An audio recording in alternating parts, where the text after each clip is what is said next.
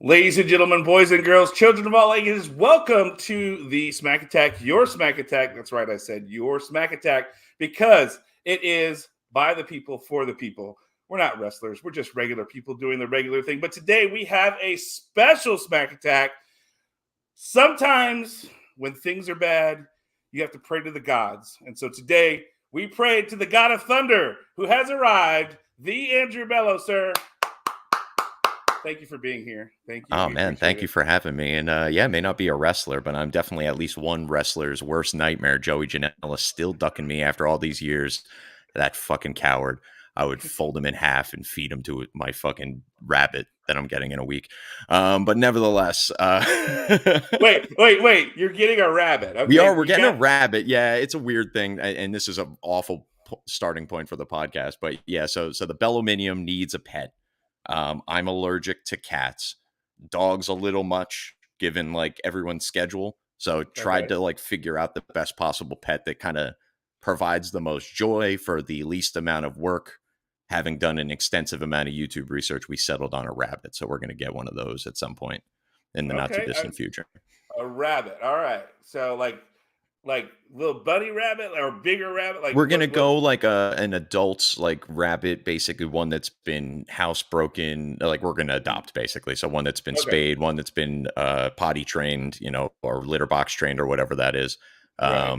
And getting a boy because I'm kind of stuck in a condo full of women, so I need another man around. I need a little Right. testosterone, even if it's rabbit testosterone. I guess. Right. Hey, rabbits fuck all the time. So hey, take that That's from him. Absolutely, and then obviously me being the god of thunder and this rabbit presumably being rather mischievous. We've already picked the name of Loki, so we're like just a matter of going to figure out whether or not we're all allergic to rabbits, and then once we clear that hurdle, we're gonna go get one.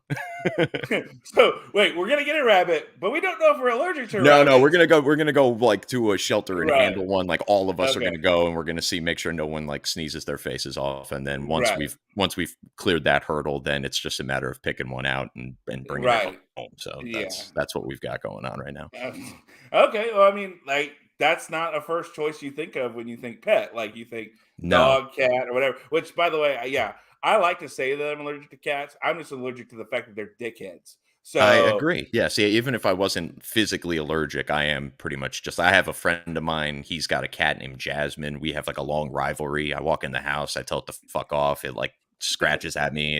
It's an ongoing thing. It's been going for years at this point. So they're evil, man. Everyone, yeah. especially here on Hami Media, right? We're the conspiratorial minded. Mhm. We're worried about the AI takeover. Nay, I say the feline takeover's already started. They're in your homes, and you're fucking feeding them. Yeah. Oh, and they have in their poop they have plasmapheresis, which makes you want more cats, which is why you have cats, lady. Really? This is how diabolical cats are. They have plasmapheresis in their poop, and when you are around it enough, that's why you want another cat, and then that's why you become a crazy cat lady or a crazy cat person. So, see, yes, cats are subtly taking over the room. We're not even aware of it. So, Yeah. fuck cats, go dogs. That's all I'm saying. But Sure, we'll go or with that as long. rabbits. Or I was gonna say, rabbits. as long as the dog doesn't attack my rabbit, it's cool with me. But yeah, what? But no, all right. So I have two beagles, and so one time before I got divorced, where I lived, living out in rural Texas, you get animals sometimes. So we're in our Oh yeah, backyard one day, and my dogs are just all over the place. Apparently, they found like a nest for a rabbit with the babies, and gobbled one up already. At one point, the other beagle found one, couldn't finish it, so stuffed it in the couch for some reason somehow, and we didn't know about it till later. And we were like, "What's going on?" And my ex-wife was cleaning the couch, like, "Oh my god, there's a dead little baby rabbit!" And then oh, the last baby rabbit was stuck in a corner.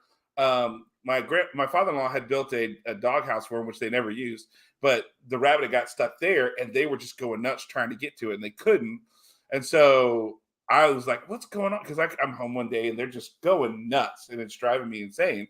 So I go over there to look, and there's a baby rabbit. So I grab the dogs, the rabbit takes off, and the baby rabbit takes off. But yeah, no, dogs will go for rabbits. yes, So be super careful with it if you when you enter get it. Like, don't take it for walks. Yeah, I'm gonna have to be careful too. I live in a condo complex over here, and we have some of the cutest slash most vicious dogs possible around here. Like these little fluff balls will just come running up to me, barely being restrained by this leash that this person some of these dogs get right up to like my face. I'm sitting outside, having a cigarette or whatever in my chair. All of a sudden, this dog will come running up, and it's like, oh, you see this cute little dog running up, like you go to pet it, and then all of a sudden, like you very quickly realize you need to get your hand the fuck out of there. Which is weird because I'm one of those weird people with dogs. Like they'll run up to me and they'll do that, but then like, okay, you're cool. Like I Yeah, went see, I'm walking not a the other dog. day. I've never had dogs. I'm not like a dog person. They could definitely sense my apprehension. I understand. I don't blame them, but at Yeah, the same time, it would be nice I if they looked as vicious as they were, so that I could have some, sense of the danger I might be in at any given oh moment. yeah. Well, it's like my dogs. When somebody first comes over, they bark and they sound vicious. Beagles are just row, row, row. And then you come in, and then they'll just be like, "Oh, pet me, please." Yep. Like they're the worst. At least I know if somebody will be there, they'll wake me up because they're loud enough. Because I'm a Hmm. pretty heavy sleeper, and like they're loud enough to where they will wake me up. And but if someone gets in, then they'll be like, "Oh, fine, you're here, pet me, please." Yeah. It's no big deal Not at the best all. guard dogs. No. No, no, no, no. They're not a German Shepherd or a Dachshund. They're more of like the annoying alarm when you wake up. So like I went to bed at midnight after getting back from the rodeo, and for some reason these fuckers at 6:45 this morning was like, "Hey, we're ready to go outside." And I'm like, "Fuck you! All Yeah. right, fine. Let them out." And I plop on the couch because the couch is right by the back door, and then they're ready. They're like 3 minutes later, they're ready to come inside because it's 30 something degrees. And I'm like, "All right, fine." And I just went and walked right back to bed. And they were like, "What? What are you doing?" And Yeah. I'm like, Yeah. I said, "I'm going to bed." So like I laid back in bed till about 8. And I was like, "All right, I got about 8 hours of sleep. I'm good. We're up There you now. go. Fine." And then I'm doing my thing. And they're looking at me like, because they're like, they want their food. Because they're like, "We've been outside. So where's my food?" And they're looking at me, I'm like, "Bro, I'm taking a shit and I'm doing my stuff. You're not getting your stuff until I'm ready." And they just sit like, I kept the door open to my room because I normally don't when my son's home. But if he's not there, I keep the door open. Sometimes they'll sleep on the carpet or whatever. And so they were like, just every now and then I'm like, I feel like being a good dog dad. And half the time they'll be in there initially when I go to bed, and then they'll just go back to their pen. Yeah. And they have they're where they go, and they're just like, all right, fine, that was a fun. They'll go back to their pen. So this morning they were like just sitting in my room, but they didn't come in the bathroom. They know don't come into the bathroom, so they're right at where the edge of where the carpet and the tile are, and they're like sticking their nose in, but because I'll be like, no, no, because they know we can test Papa to a point, but when he says no, we're not fucking with that shit anymore. And so he goes, I went no, and so they're just leaning their nose in. It's like that 2-year-old. Like you tell them not to cross the line, and they're doing it. They're like right on the line, but they're leaning over. I'm like, I finally looked at them and was like, Yep. guys, I'm gonna take a dump. You're just gonna have to wait, okay? And then Shit. then I got them all situated. Oh, man, sometimes they're fun. They're so goofy, but man, the joy that you get from coming home and having a dog just react to the fact that you've been home.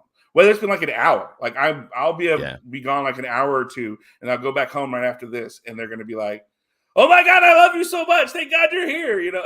It's just Yeah, I think I need a little of that in my life. I need somebody who thinks I'm as awesome as I think I am. So I'm hoping that this rabbit fills that void. And I need to get my girlfriend on the same plan as your dogs, because she'll just fucking walk in on me while I'm in the middle of a bathroom, visit. And it's one thing when you're squatting, right? Like you're right. dropping a douche, you're kind of taking your time, you're sitting there, you're playing on your Yeah, phone. It's another thing when you're standing and peeing, somebody comes bursting in, all of a sudden your fucking brakes stream or it goes. right. It's Like like that. You can't just walk in on somebody like this. right. Like I mean, unless you're gonna take care of this when I'm done, then don't be walking in. Yeah, So man, you got exactly. Yes, that's the only exception. Exactly. yeah, but you got to alpha dog that shit, man. You just got to be like, Yeah. woman, Man, next when I'm time I'm just peeing. peeing on her. Yeah, there you go. Yeah. Shit. Anyway, so I'm I'm sure so glad you we're did not. not bring me on here to talk about animals, man. What's going on Uh, in the world of John? oh man, not much. I mean, just working a lot. I'm trying to. So in October, my job, my partner left, so I'm doing a job of 2 people by myself and trying to get that fixed and situated. Um, Okay.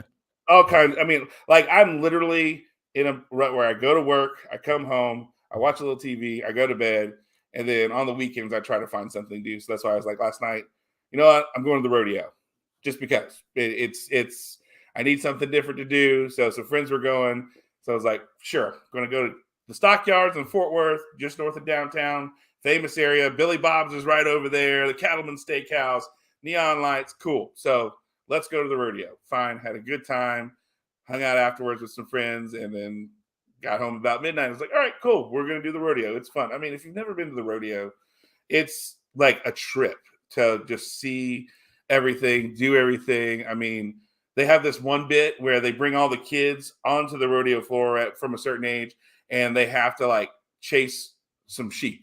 Literally, Oh, they have to cool. tackle a Yeah, sheep. yeah. There's like a thing on their neck, and they kind of grab them, and they get a prize. And so you got these kids lined up, and they release the sheep, and they're just running around the whole auditorium, try to catch the sheep. And this sheep is just going like that, just but then they have mutton busting where they put kids on a sheep as if they were going to be a bull rider or a bronc rider.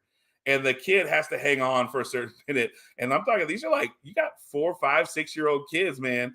And they Yeah. put them on the sheep. And if you've ever not watched a sheep, the kids don't have wraps or anything. They literally are just hanging on to the wool of the sheep as they go. Wow. You just put them on their back. They kind of lock their knees into the sides and they hang on to the fur as best they can.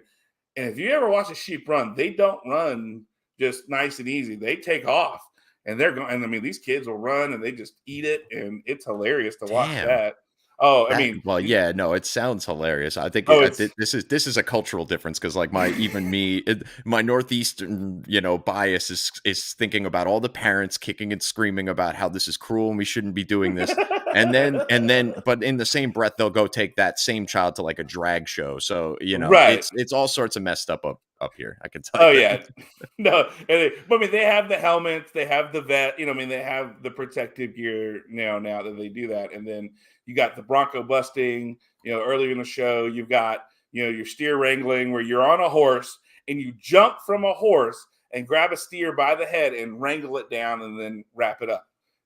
I mean, you've got that. You got to do that in a certain time. You've got your team roping, where you got two guys with lassos. One rope grabs the head of the steer, the other grabs the feet, and that's how you get your time. And if you Wow. get 1 foot, you get a penalty. It's like that is, to me, the most skill you can have, because you have a guy trying to wrangle the head, which is okay, not easy, but then you got a guy trying to wrangle both legs at the same time and bring him in. And Yeah. so it's like, holy, and then you're working together to do that. So like there's just, and then of course you end the night with bull riding, which Right. those fuckers, man. I mean, gee, let me think. I'm gonna get on a 500, 1,000-pound bull and let it just flail around while I try to hang on for 8 seconds. Which last night nobody did, because these bulls Oh were wow. they were just like, fuck this. Like a lot of guys, the bull came out of the gate, and that bull was just woof, throwing guys like left and right. It was like some guys caught some air. They showed replays of it in the Nice. stadium, and like you'd see a guy, he's on the back of the bull, the next frame, whoop, he is up in the air, and he's probably a good 6-8 feet in the air, having been launched from the back of that bull. Wow. And then of course you got a couple bulls who are super pissed, and they're like, no, fuck it, I'm out here. Where are we going? Let's go. I'm like just running around chasing people. So then you have the cowboys on the horses who have to lasso it to pull Yeah. it out. And at one point, one bull was just like, fuck it. And he just stood right by the side of the ramp to go back out. And he's like, I'm not moving. Like the horses, Yep. Good luck both, moving me. yeah, good. Both cowboys have it wrangled and lassoed by the head, trying to pull it with their horses out. And he's like, fuck it. I'm not moving. I'm not moving. Damn. You're not making me move. And so it was, I mean, it was a trip just to watch. I mean, and then they have guys like this lasso guy who does, I mean, he took 60 feet of rope with a lasso and did the whole thing and was able to ride around with his horse. So it encircled him and his horse as he rode around with the lasso. Damn. I mean, yeah, like he did it where he could jump through it. He was on top of his horse with a smaller lasso, jumped off his horse, jumped through the lasso, and landed back on his horse. Like, Wow. yeah, like it's just fascinating to watch. I've been out here for a long time. I know I've been to the rodeos before, but like every time you go, you watch something unique and different because you have a person, but you never know what the animal's going to do. You never Yeah. know what's going That to always adds happen. an interesting element, right? Yeah, and I mean, you think about it, like you think, okay, 8 seconds is not a long time, but when you're on the back of a bull that's kicking and flailing, and I mean, it's a really long time. Like the furthest one guy got was 4 seconds, and we're like, oh wow, he went really long. And you look up Wow. 4.29 seconds, of like, he didn't even get halfway. Okay, oh shit, this like Yeah. all and like no, so nobody qualified last night for the bull riding because all the bulls were just super ornery. They were like, "Nuh-uh, fuck this shit. You ain't riding me. You're out of here." I mean, it was so it was. I've been to rodeos where that's happened, but it's just you know you never know what you're gonna get. That's the fun part about Yeah. it. It's you can't script that. You can't script it like the NFL. You No. can't script it.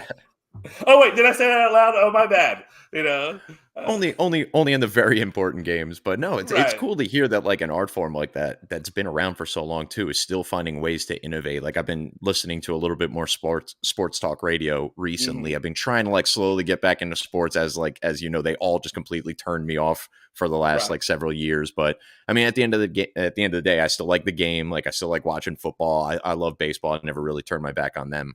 Hmm. But the NBA is like painful. I can't watch it. And I think All-Star break is coming up for the NBA soon. They were talking about Right. the dunk contest and how like virtually everything that's physically possible has been done already.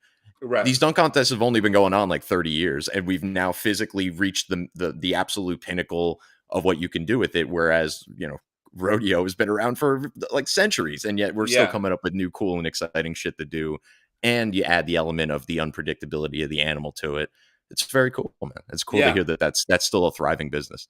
Yeah. It really is. And I mean, we speaking of the All Star, that's this weekend in Utah of all places. I'm like, how the fuck are we having the All Star They break got to in throw Utah? Utah a bone every so I, often, I guess, I right? Like, guess. because no Yeah. one wants to play there, no one wants to go there. Yeah. They were like, I Stars think it's take off the games that they travel there, like they don't want to yeah. be there. No, I saw that it said it's the first time in 30 years that the All Star game has been in Utah. So it's like, all right. And I guess they have a new owner. His name is Ross Smith. I don't even know who that is. Okay, And apparently he's some young hip dude, and that's why they have the All Star game there because he turned it super cool. So like, I think today is the dunk contest because tomorrow's the game. I don't know. I okay, don't follow basketball. I'm not a huge basketball guy. It was a yeah, I hit sport I the played, but I wasn't good at it. I was a good fouler and played defense, and that's what you put me in for. So There you go. Yeah, I hit yeah. the three strikes with the NBA. I mean, like it started when Kobe retired, then it Mm, got worse when Kobe died, and then it got even worse when LeBron got traded to the Lakers, which was my team for most of my life. So it yeah. was just, I after those three blows, it was like, man, I certainly cannot justify staying up till like 11 o'clock at night to watch the start of a Laker game anymore. It's Right. just, not worth my time and not worth my energy. But there's some interesting things going on in the NBA these days. Obviously, some good players, and then there's guys like Kyrie that just keep me interested for things that have absolutely nothing to do with basketball. So he's Oh out in yeah, Dallas now, I he's guess, right? yeah, He's in he's your neck of the fucking our woods. problem. He's fucking our problem now, which I'm like, all right. Well, it'll be interesting to see how he does with Luca. And I mean, they've been together for 3 games now, and we haven't won a game with them. So it's like, Yeah, I okay, figured Mark Cuban wouldn't bite on something like that, but hey, who knows? I mean, maybe he's just like he's one of these guys that thinks he could fix everything, or that at least the people he's hired can fix it. well, I mean, he hired Dennis Rodman. I mean, he had Dennis Rodman. He's not afraid to take a risk. He just, I think the bigger thing will be, will this last for these last 27 games? Where will it get them in the playoff run to justify signing him long term to work with Luca long term? And then Yeah, do they try to get a third? Who is that third that would need? We need a big. We have no bigs whatsoever that are worth shit. And I mean, we need a defensive big. We need the Tyson Chandler when we had the run. We need somebody like that. And I don't think there's anybody like that in the NBA anymore. yeah. Really. Big guys have become, or certainly valuable big guys have become kind of fewer and farther between as centers have kind of been almost entirely eliminated from the game. Really, I mean, certainly Right. they were a big deal when we were younger. Like Akeem Olajuwon, David Robinson, Oh, Shaq, all those guys. That position basically doesn't exist anymore. Now you got like Anthony Davis who like thinks he's a point guard. you know, Yeah, I but know, he's the size of all those guys, and right? he never plays as a result of his silly style of play. So here we go. But Yeah. yeah, And that's I guess to me that was where I kind of stepped away from the NBA is when the big guys stopped being big guys. And I mean I hate to say it, but Dirk was kind of the advent of that. He's 7'1", and he's yep, not really a center. He's more of a forward, and I wouldn't even say a power forward, more of a small forwardish type, player because of the way he played. But it became popular. Look, you have this big guy. He's playing outside, and he can shoot threes like nobody's business. And I mean, so you have what's his name for Denver, Djokovic or yep, whatever his name is. I mean, same kind of model. But he'll get inside a little bit more. He'll play the yeah. paint a little bit, but not what we saw with Shaq and all those guys back in the day, and Akeem and all that stuff. That was the glory day of the big guy. And to me, that's what made it fun because you had someone like a Clyde Drexler coming in, and then he could dish it off to Akeem or Oh play yeah, the pick off of it, and have that high pick. And then you're like, fuck, who do I go with? Because if I go with Clyde, then Akeem is wide open to the basket. And if I right. don't go with Clyde, he's going straight to the back. Like, it made matchup problems for everybody. And so to me, that made basketball. Now it's just it feels like guys just dribble down, throw the ball around, and shoot. There's no Yeah, plays. There's no direction. For it's street ball, but not good street ball. It's not yeah, and entertaining street ball.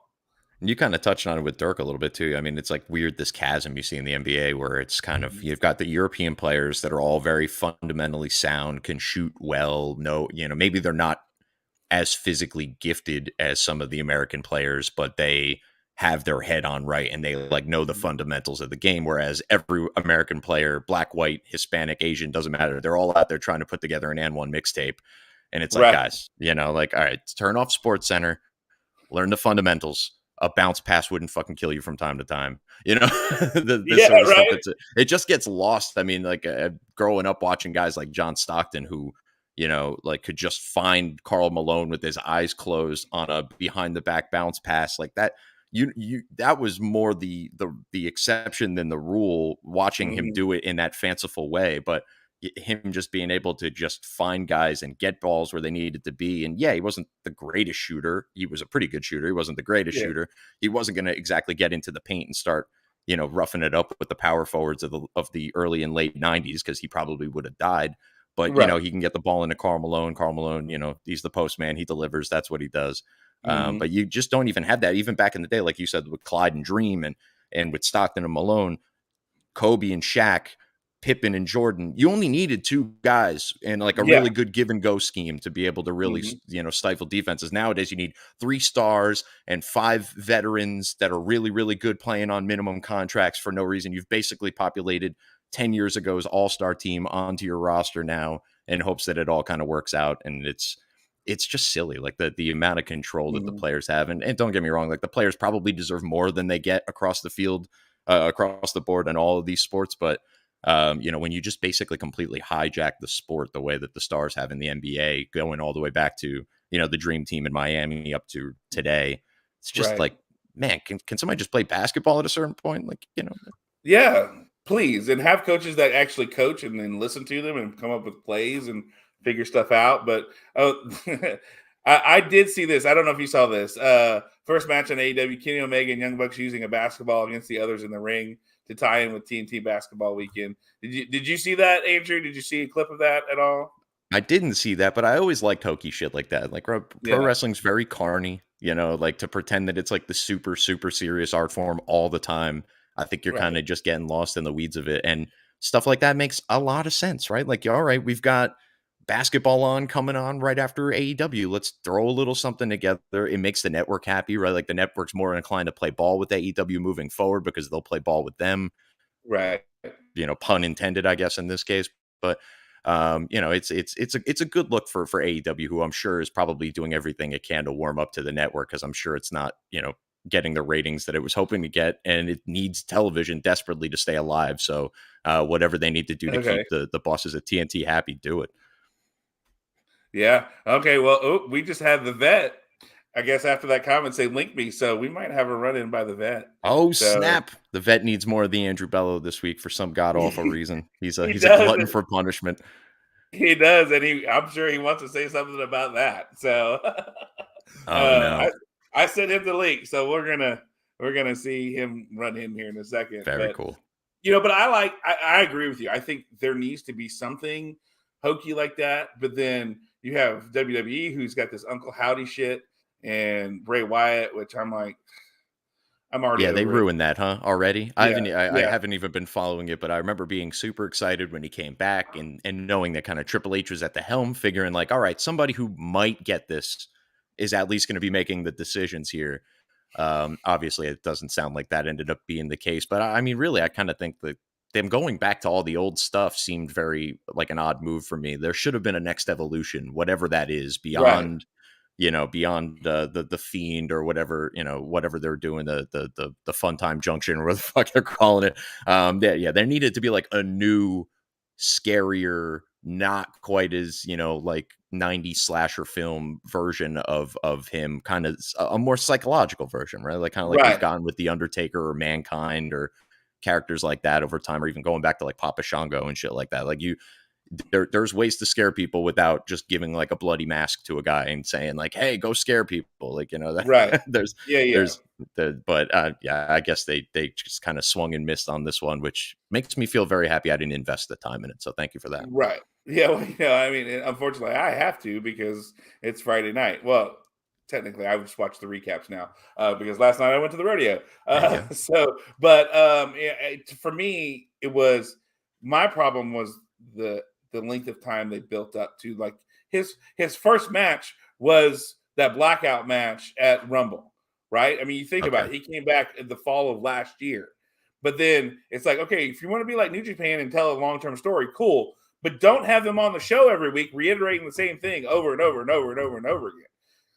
Put them on the show, let them sit for a couple of weeks, and then bring them back.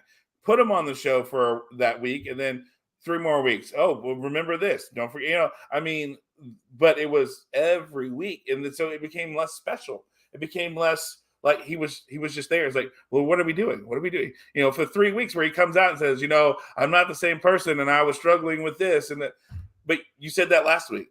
I Right. get that. Like, cool. And I mean, if you're going to go with the mental health angle and the bipolar and this is part of your, okay, cool, do that. But like, you were starting to, but you said the same thing for 3 weeks, and then all of a sudden, LA Knight comes out and Uncle Howdy, and you slap him in the face, and vice versa, and all this, and then that went on for all this time to build up to Rumble, and then it was just a squash match, with black Right. lighting and funky colors, and I mean, it's like, oh my god, really? We're doing another one of these things? At least he Yeah. won.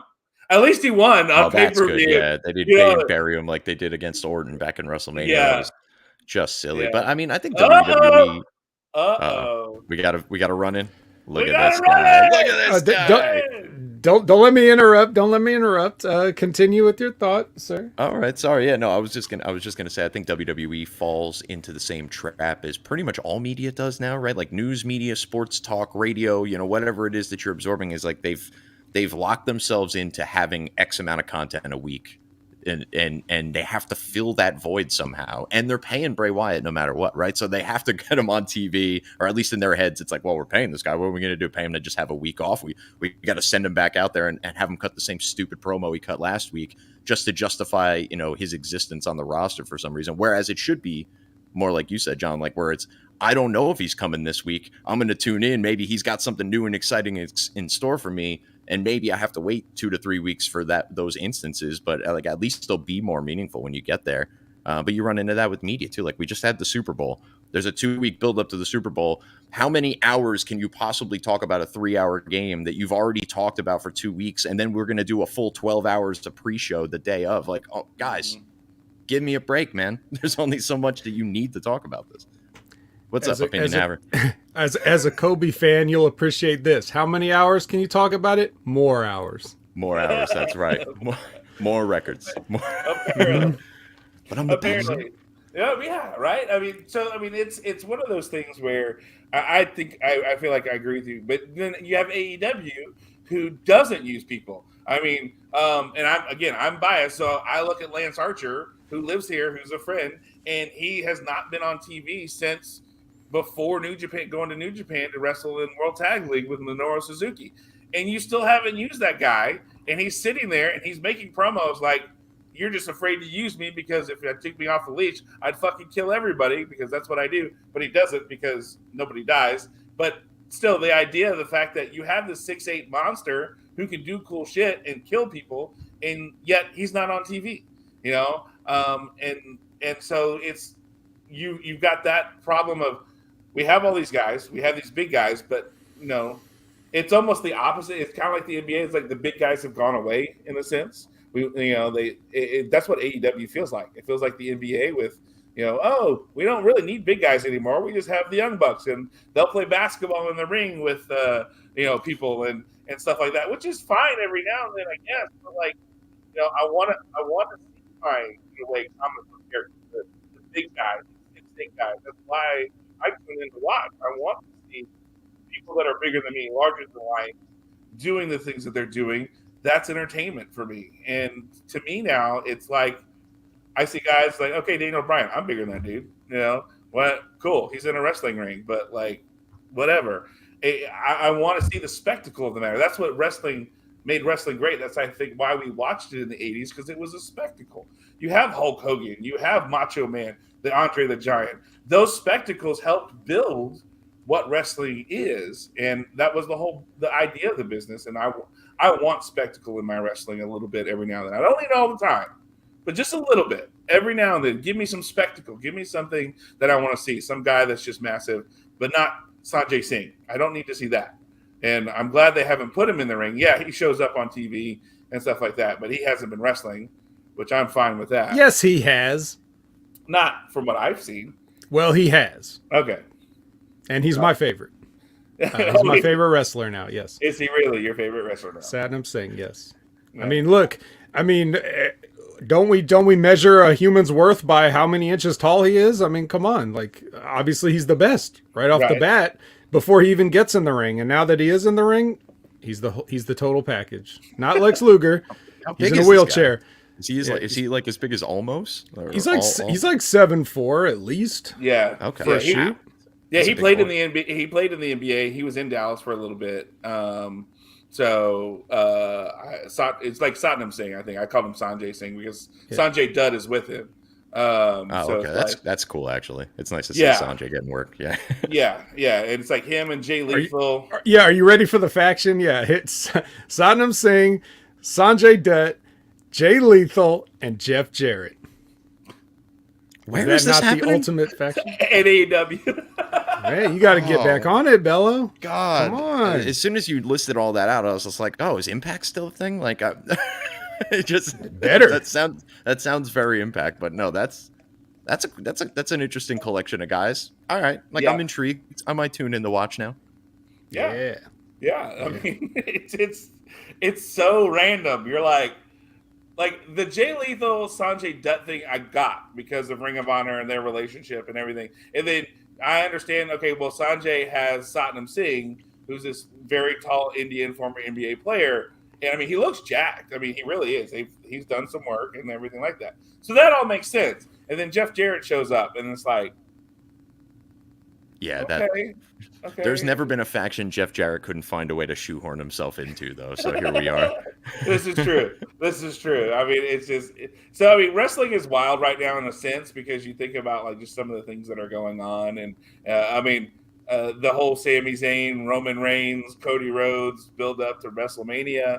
I mean, yeah, how's that gonna all shake out? I actually watched that promo from Cody this week. I was very impressed. I still cringe every time he turns to the crowd and gives them like the "come on." Like, no, that's implied in what you're supposed to be doing. What you're saying is supposed to get them to come on. You shouldn't have to turn to the crowd and ask them to cheer for you. It's very Jeb Bush of him. But it's just one of those. Other than that, but like I get it, like he's so into it. This is his life. Like you feel it with Cody to a certain extent, to where you like almost excuse things like that. But I thought the promo was great.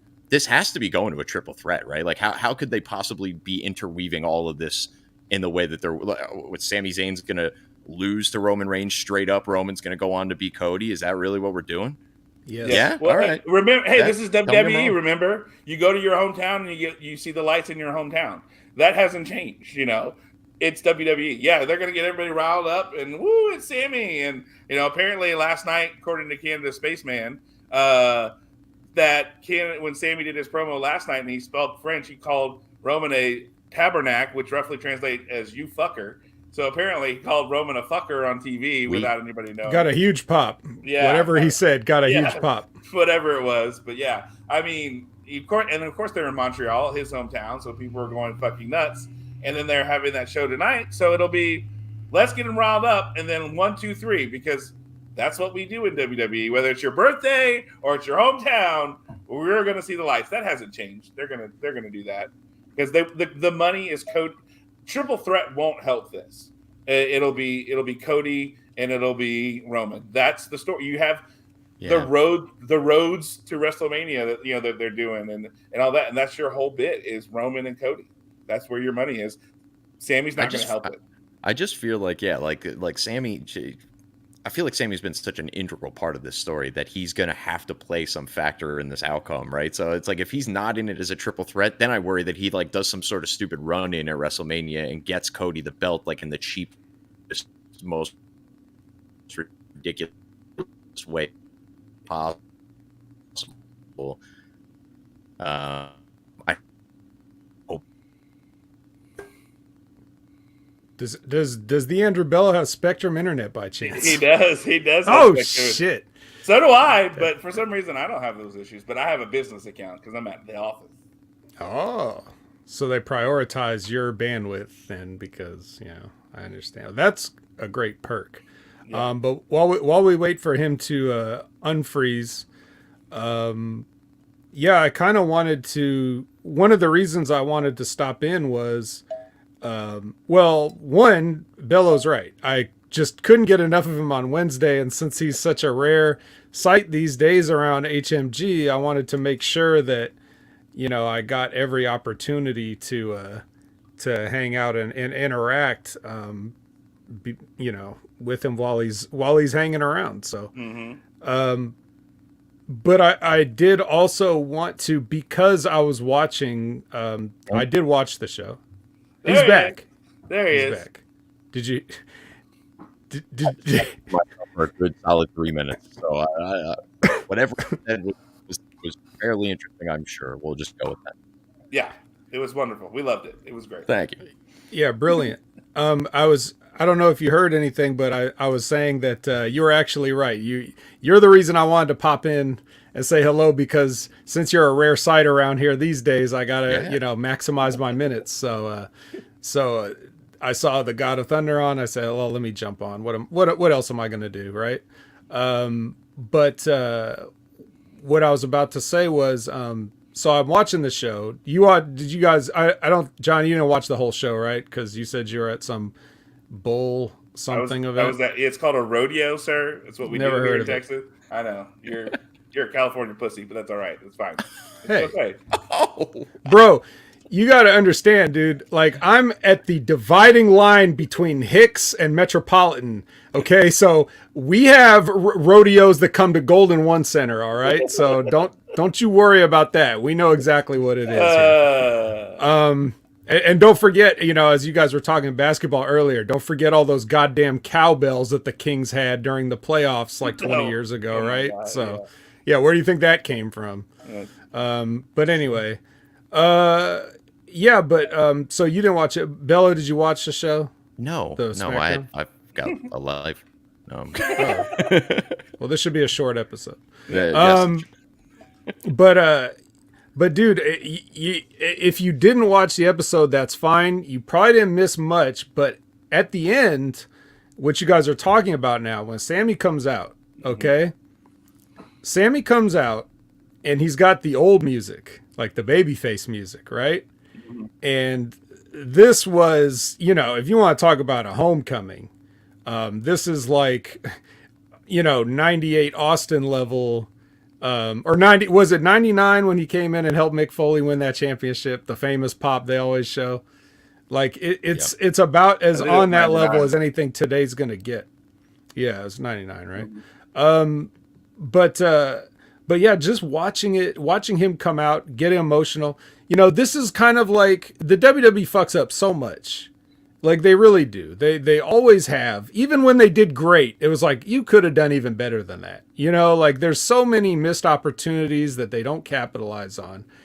And to see but those moments like that moment there, or even like a couple of weeks ago with Heyman and Cody in the ring, you know, with the you're the Roman's the son Dusty always wanted type, you know, like that kind of stuff. That Oh, you didn't see that one? No, I didn't. That sounds awesome though. Go YouTube that promo. Yeah. The problem is we're only doing one thing well on WWE. Everything else is a joke and a shit show. But the main event program has been really good for the better part of 2 years now. And that's good in a way because it you know, it's awesome to watch. It's bad because it exposes everything else you're doing with everyone else. And how is anybody from this clown show that you have on the undercard, how are they supposed to interact with the main eventers? Like these two guys can't work with each other forever. So it's really doing yourself a disservice to have a program like this. But the reason it's like this is probably singularly because of Paul Heyman. Like I think Vince McMahon at some point just threw up his hands and says, I can't get Roman over. And Paul Heyman probably slid in and says, if I may, sir, allow me, if I could interject, sir, and that's what we're getting. And because Paul is not having to, you know, do what he did with SmackDown in the mid-aughts and try to run the whole thing, or with ECW where he's trying to pay guys with no money and all this stuff, when he can just say, okay, I can just focus on this one thing, we get something really good, right? And like you were saying, Bello, Sammy's such an integral part of it, and he needs to be like figured in. Well, his role in this is to lose tonight.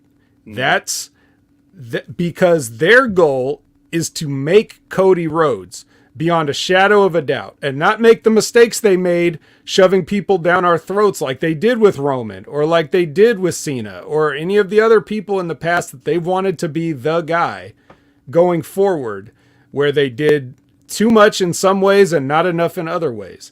Right. So the entire sympathy that we've built up with Sammy to this point, it's based on everything he's done since he came in. It's everything he's done up through last night. It's everything he's going to do tonight, but he has to lose. He has to, because then because that crowd is going to go apeshit when he loses. They're going to near riot. They're not going to really riot because it's WWE fans and they're pussies, but they're going to get really, really, really mad. And it's going to get so much heat for Roman. Okay. To the point that, and even though the rest of the world isn't Montreal, they will see that reaction and they will buy into it because as fans, we're all kind of going through this together. So when they see Sammy come up short and get crushed, it's going to be the thing that drives their allegiance towards Cody. Another reason that's important is because Roman's kind of too cool to be like a pure heel. Like they've been enjoying the bloodline this whole time because it's the only good thing on the show. So even if it's just by process of eliminating good content, like he's still a babyface in that way. They love acknowledging him every time he says it. That's a biggest heel thing to do, is acknowledge me. And then they're all like, yay. Yeah, we the ones. You're giving them catchphrases. You're giving them t-shirts. You're selling, you know what I mean? You've got, everybody likes, yeah, they like to, God mode.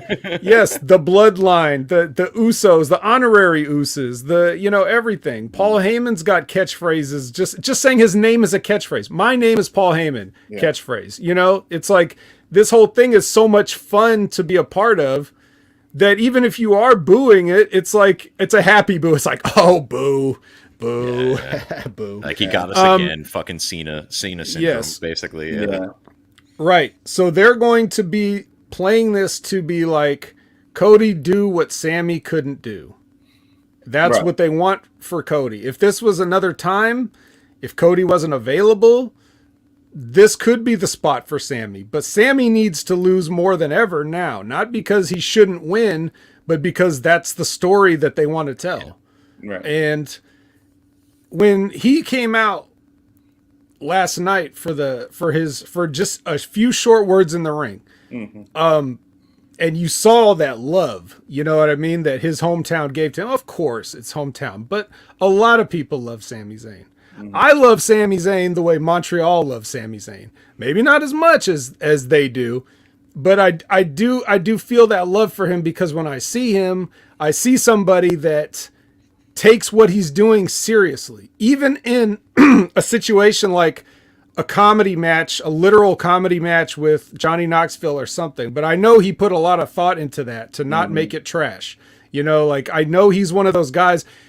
And sadly, when you have a creative guy that thinks very hard about what he wants to do and what his job is and what his role is, counterintuitively, we as fans assume that that's something that the WWE would love and want, but they ostracize those guys. They treat them as less than. They laugh at them. They rib them. They're like, look at this fucking guy. That's how the, you know, the guys at the top, you know, the Vince McMahons, the Michael Hayes, this, you know, they're just like, you know, you're taking this too seriously, man. Like, and that's what people say about me when I come on here and I try to talk about wrestling from the wrestling aspect, from the business aspect, from the art form aspect or whatever. And I've had literal comments from the chats being like, I don't think people take it that seriously, Vet. Chill out. You know, like, it's like, that's why we're in the fucking situation we're in, where nobody likes this shit, or not as many people like it as they should or used to, or whatever the case. It's because we don't have enough Sami Zayns who are willing to frustrate management with their ideas and their pitches and the way they see themselves and the way they meticulously think about every single thing that they do, whether it's in the ring, out of the ring, on social media, whatever. And they're always thinking of, what can I do that's better? There's not enough Sami Zayns. So I'm very glad that everybody caught up to where I was in 2014 when I saw this guy and instantly was like, he gets it. He's brilliant. We need more Sami Zayns. We don't have the guy that's like him in this spot, the complete underdog that can't quite win the big one, but he's always right there. We believe that he could, but we just don't see him do it. And can he ever? And we will continue watching to see if he ever will. You know, much how I imagine Cleveland fans must feel about, you know, the Browns or whatever. Yeah. You'll get there eventually.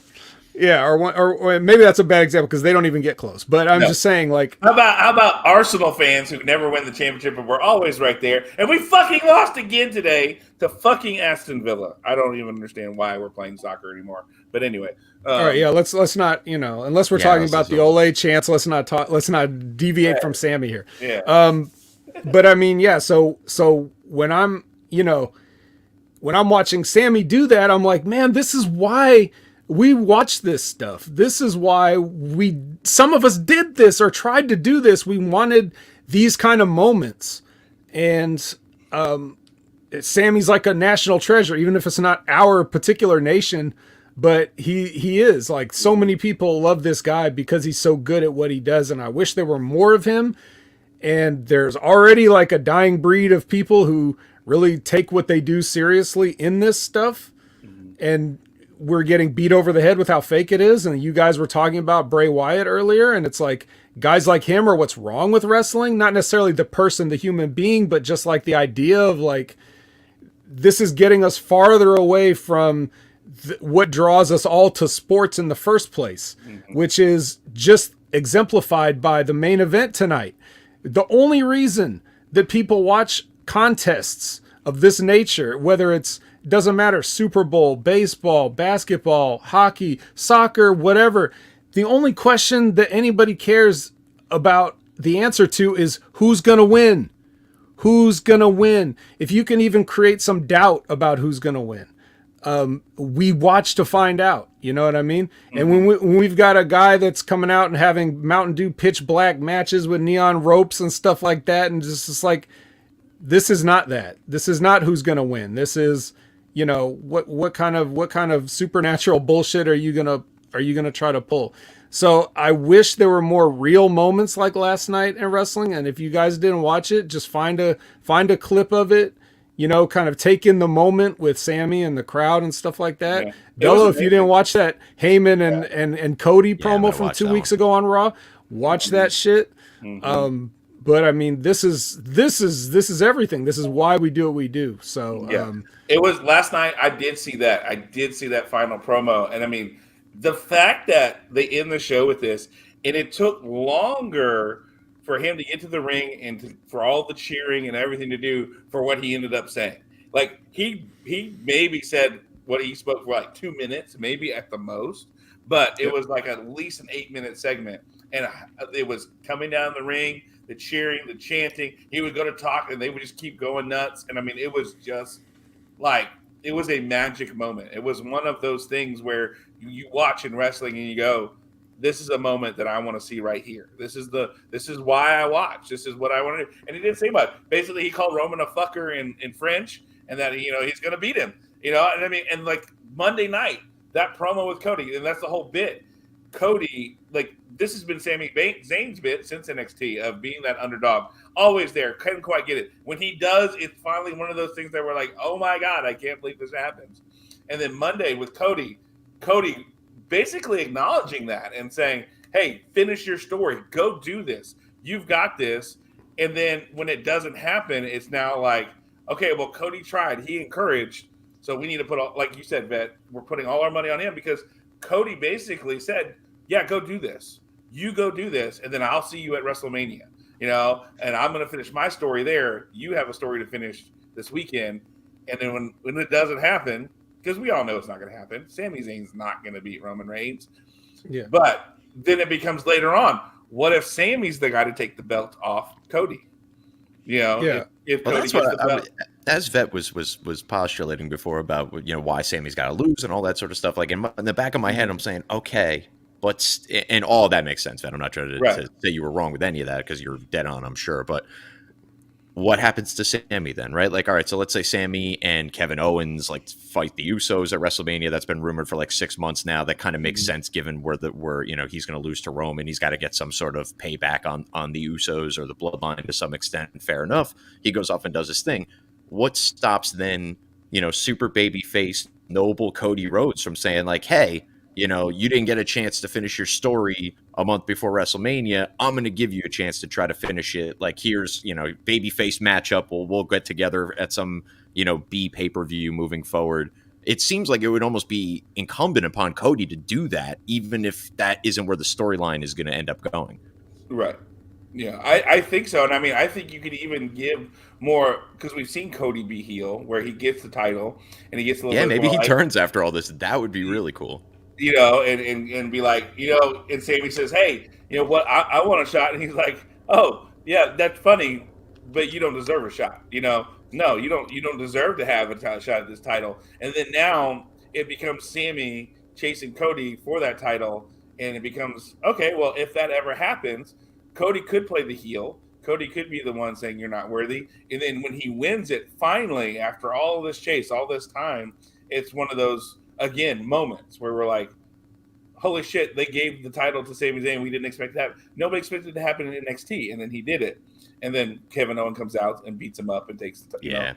So he's going to take the, kind of thing. And, but you could even have that replay here, because him and Kevin are now being friends. And, they're going to wrestle the Usos. He comes out. Cool, you got the title.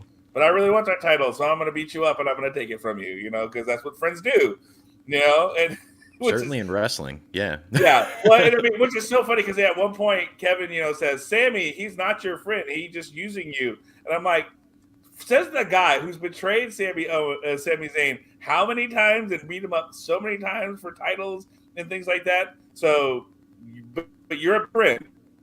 Like, really? Like, you're a better friend because you've beaten him up?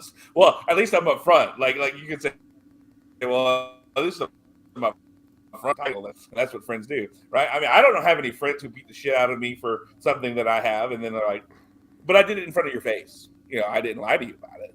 I don't have friends like that, but Wrestling. Well, Wrestling.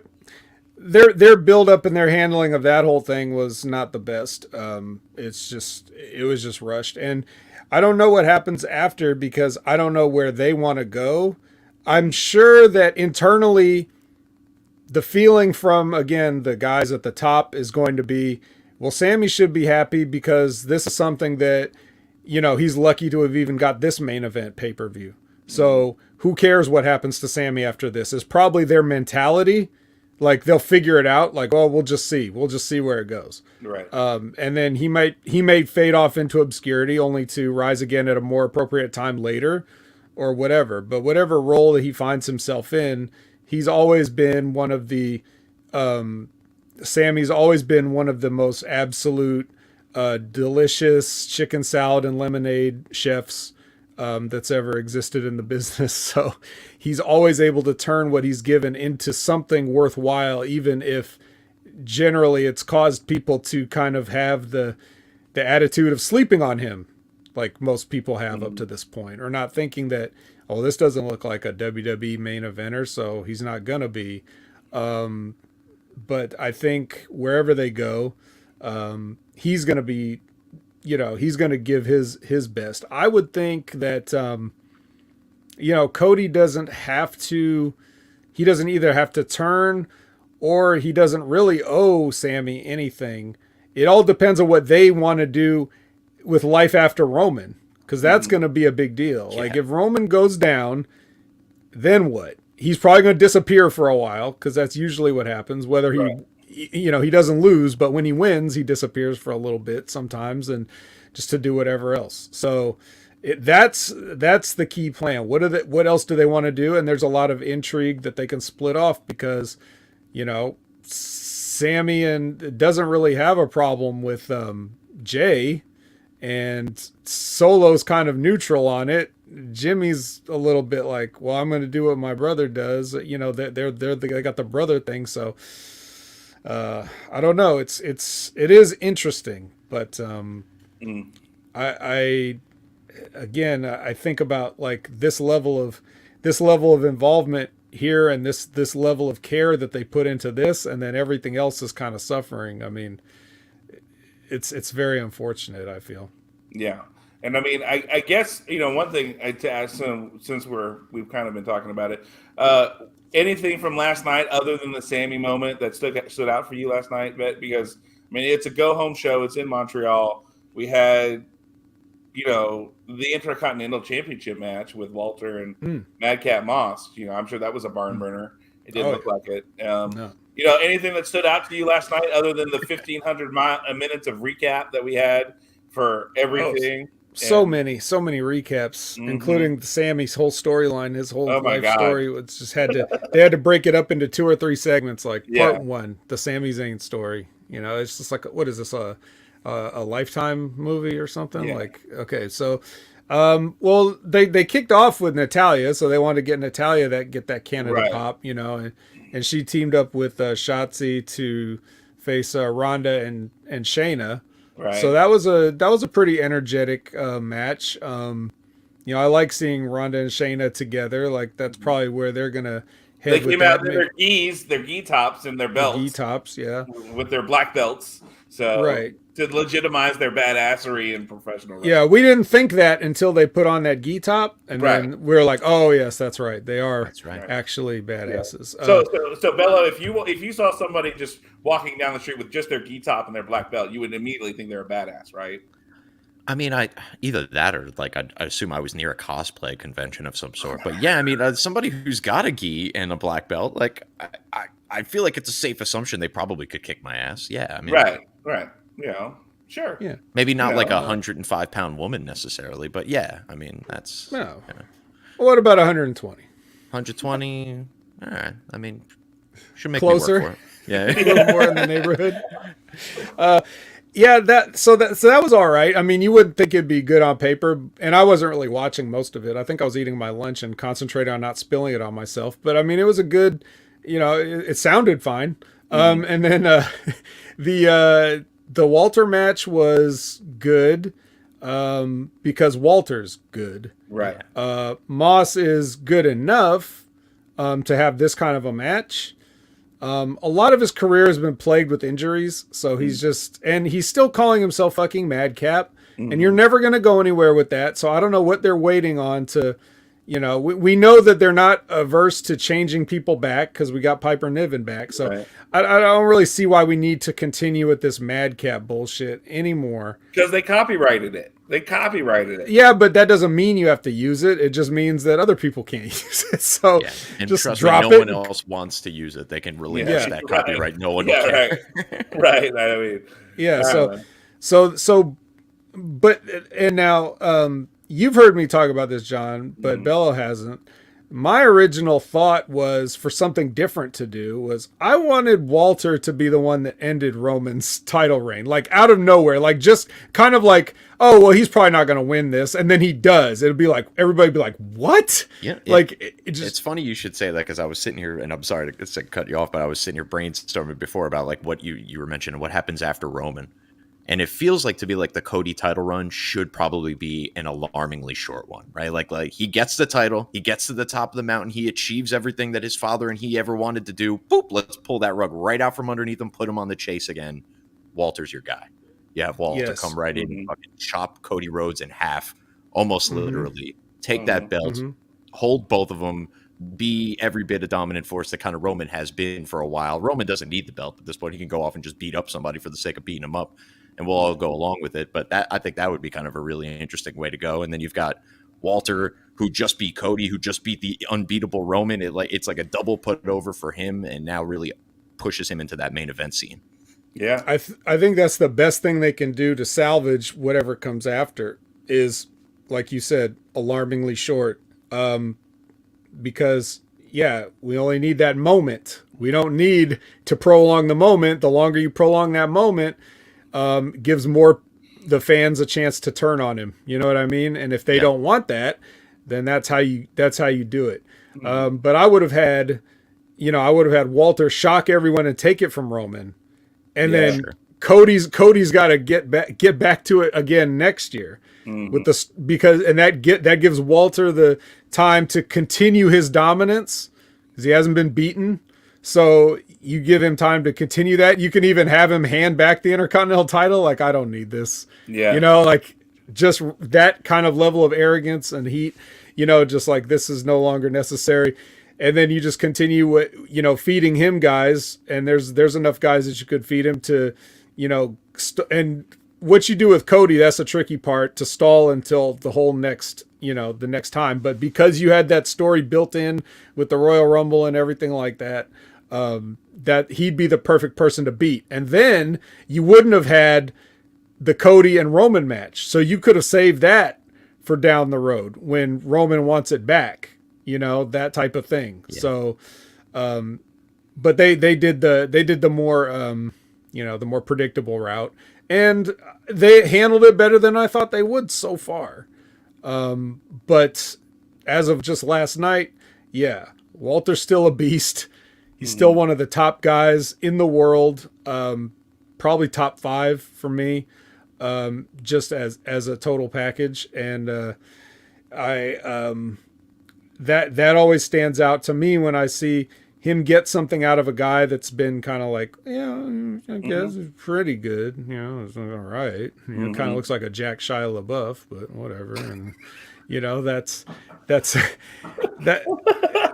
the most I've ever really had to say about Riddick Moss. But that description, oh my god, that's like too dead on. Yeah, my brain is like not able to process it. I know that's why I'm losing it, because I'm like, holy shit, that's the most accurate description of him I think I've ever heard, but not one I expected at all. So I mean, I think we saw that with the Rumble, with how far Walter went, and the idea of him and being with Brock Lesnar, and the idea of that face off, and it's like, okay, and then him chopping Brock and Brock eating it, like, okay, no big deal.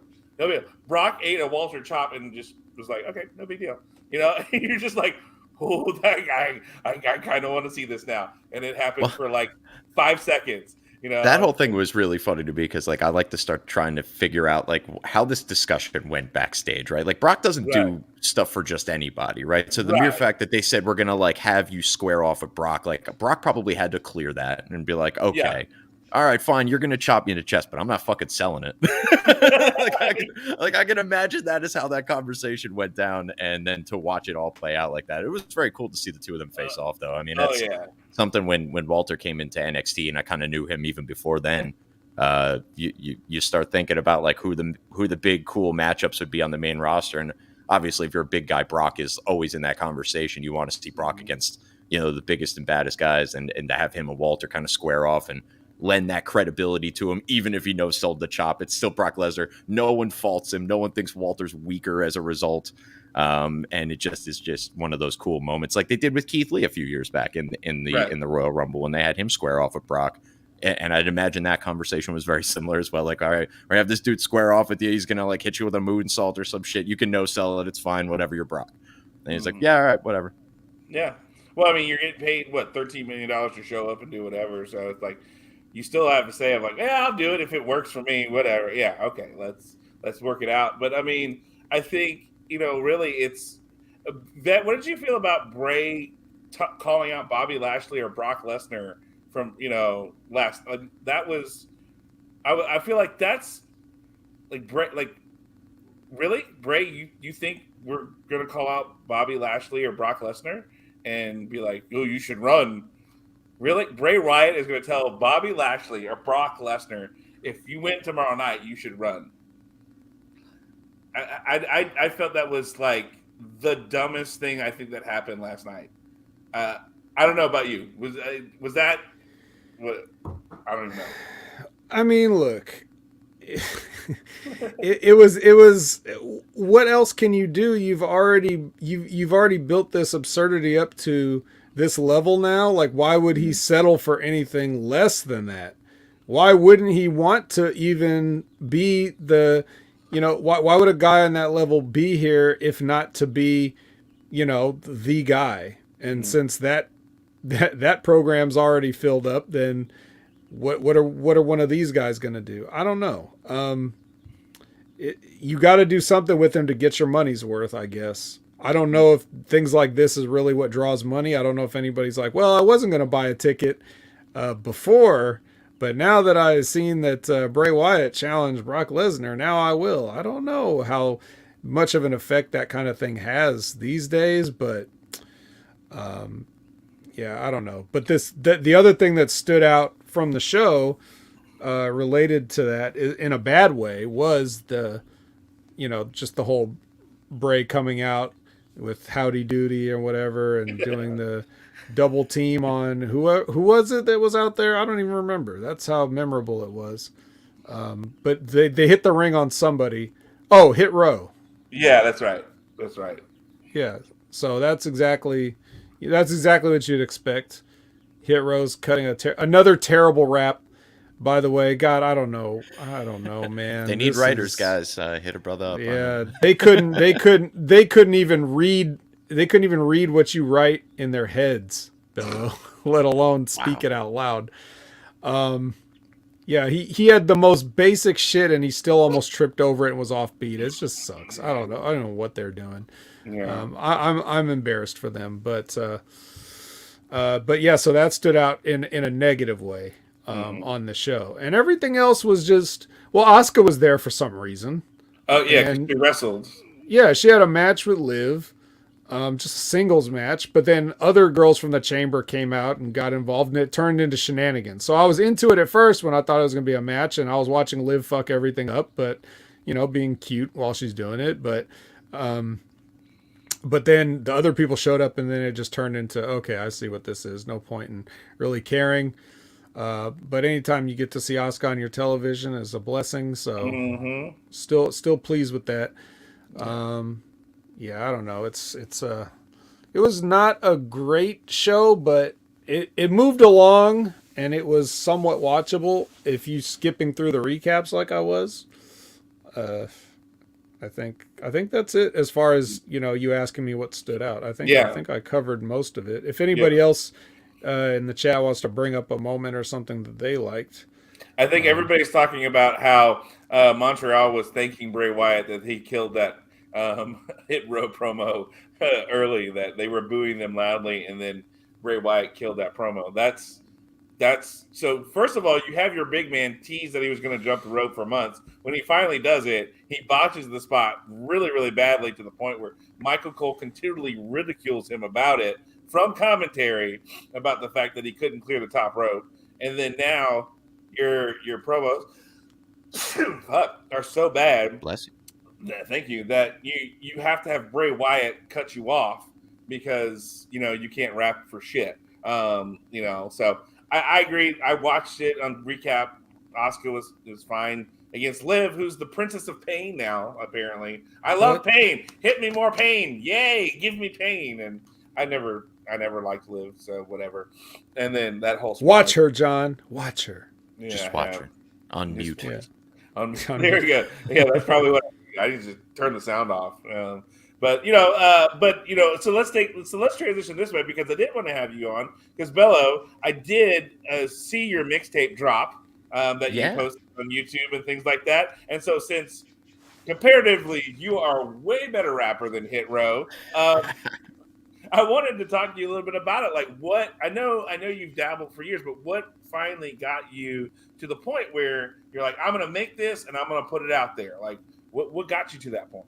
Yeah, I think I kind of started writing I actually not even writing new stuff, kind of found old stuff I had written around the end of 2021. And some of it was some rap stuff. Some of it was like different music entirely. And I kind of like started to jigger the lyrics around to kind of be more into the rap scene.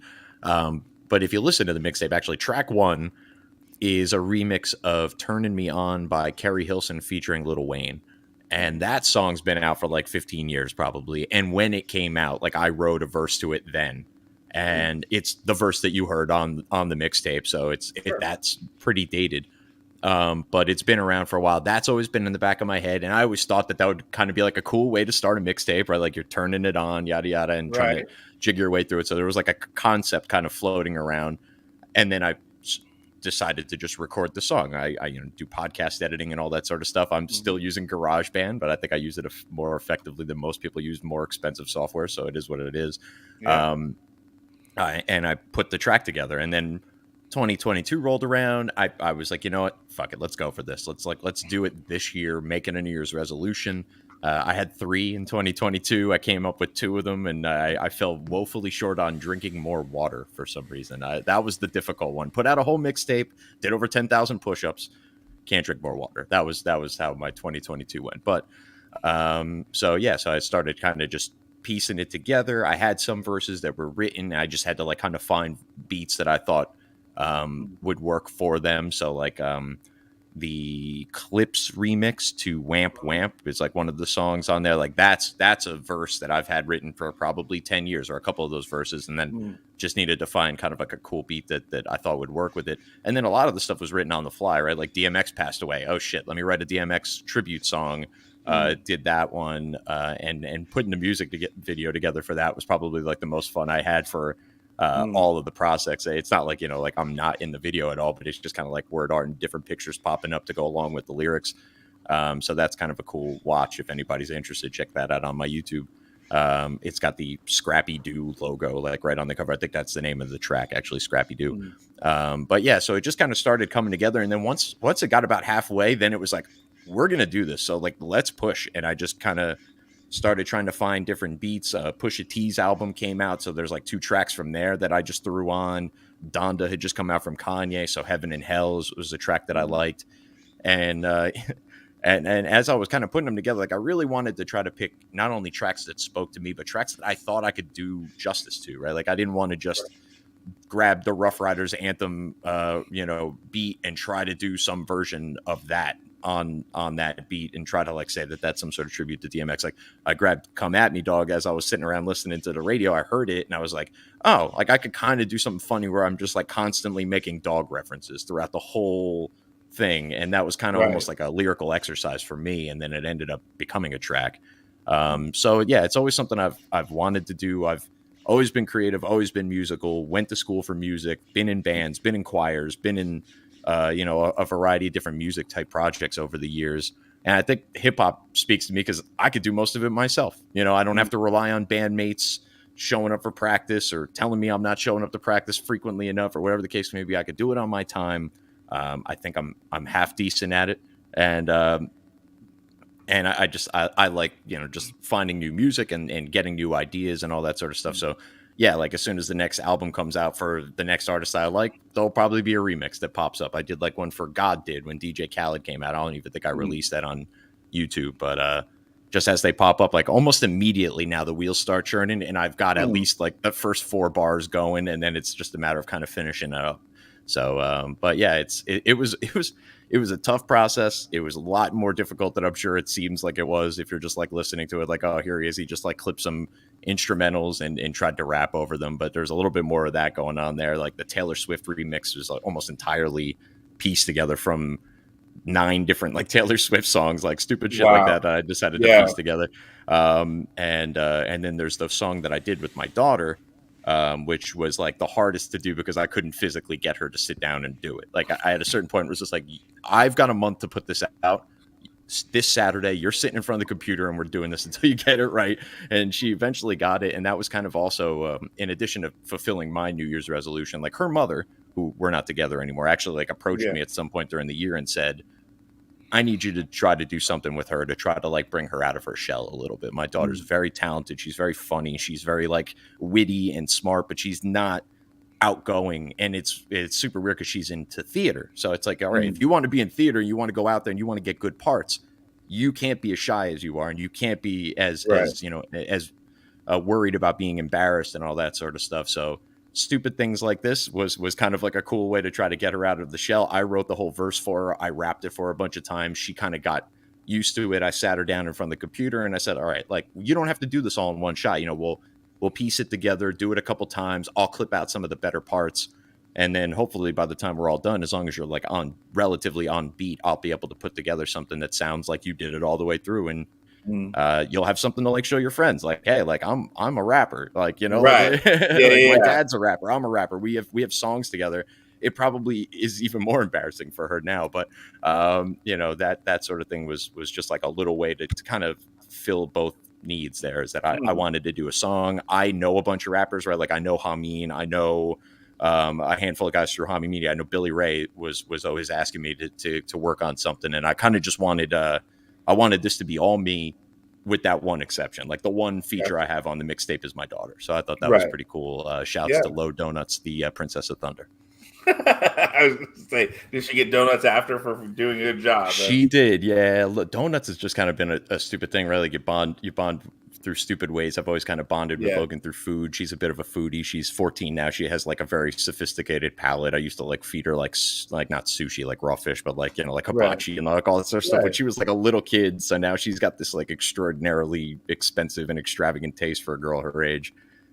Which is my fault, and I'm paying for it literally now. So it is what it is. But she's she's a very like, and I'm not just saying this because my daughter, like she's like just kind of a cool person to hang around. Like if she wasn't my daughter and she wasn't 14, I would probably hang out with her.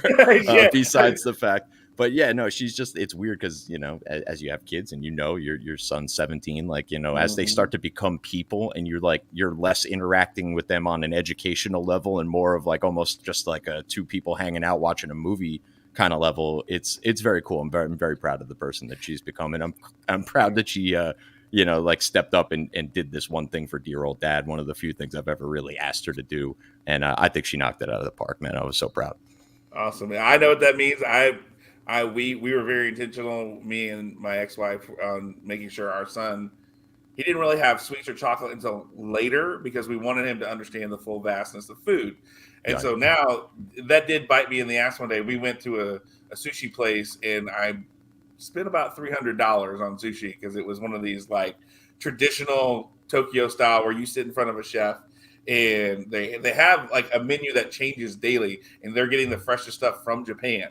And before it goes to anywhere else in the Dallas-Fort Worth area, it's this place in Fort Worth. They have 25 spots, and you walk in, and there's a chef for like 4 to 5 people per spot. So they're all around this horseshoe-shaped thing. And I'm telling you, some of the best sushi I've ever had in my entire life. And him and I just kept going, this is good. At one point, we stopped looking at the specials menu. We're like, let's do that. Let's do that. And the bill comes and it's like $270 something. And of course, I've got a tip. So it was like, well, Yeah.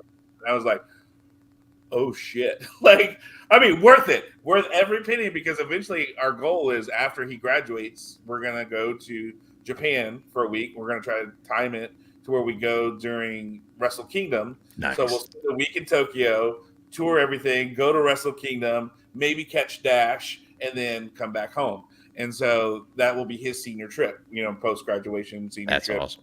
Kind of thing. That was him and I have talked about that, and it takes a bucket list item for me, but it's also for him, and it's kind of one of those last things. And so this was a good opportunity for us to see what true traditional style sushi was in Japan because of that. And so but and then he's like, hey, can we go get ramen? But we're not getting like you're like going to the nice ramen place with the egg and and all. Oh, okay. All that stuff. So I get that, and so I'm not musically inclined. I enjoy music, I listen to music, but I can't do shit for music. What was harder for you? Was it harder writing the lyrics, or is it harder to find the tracks and the beats to go with the music that you're writing? Yeah, it's definitely harder to write the lyrics, right? Because I've got to come up with, I like to try to do 3 verses a song. I know that's kind of faux pas these days. Like most rappers can't do that for some reason. So I like to try to make sure that I can do, 3 verses, 2 hooks at a minimum, like on a song. I want don't worry what everybody else is doing. You keep doing what you're doing. Yeah. Okay. Yeah. Well, it is funny because I listen to obviously a lot of different rap, and there are like certain artists that will kind of take shots at other ones, like for things like that. Like, all right, what the hell is going on these days? Like, guys can only put together 2 verses for a track. To me, the song's not finished. Like, you need another verse, you need a bridge, you need something to kind of to break it up and to at least get it to like a 3-minute mark. Like, if it's not at 3 minutes, it's barely a song in my opinion. But writing all the lyrics was difficult, but finding the beats was a little bit harder than I kind of thought it was going to be, right? Like, I'm thinking in my head, like, all right, I've kind of got like a gist of like a tempo in my head. Almost all the beats that I like are of similar style, so I should just be able to kind of find one. Or I'm sitting in my car and I'm rapping along to a song with one of my verses instead of the original verse, and it kind of sounds good, and then I'll sit down to do it and it just doesn't quite sound right. Like, there's a couple of songs, I think Hello from Eminem. I think it was on like the Relapse or one of those albums. It's got like a very kind of cool hook to it that I was going to insert my name into a million times because Hello, Bello, whatever. Yeah. And then I started actually recording it. And I'm going, this ain't right. Like, there's just nothing original really kind of happening here. It's just kind of me subbing in certain words as opposed to me writing an original verse or original hook or whatever the case may be. And obviously, if you listen to the mixtape, like a lot of the time I just kind of skipped hooks. I feel like they're like, why fix what's broken?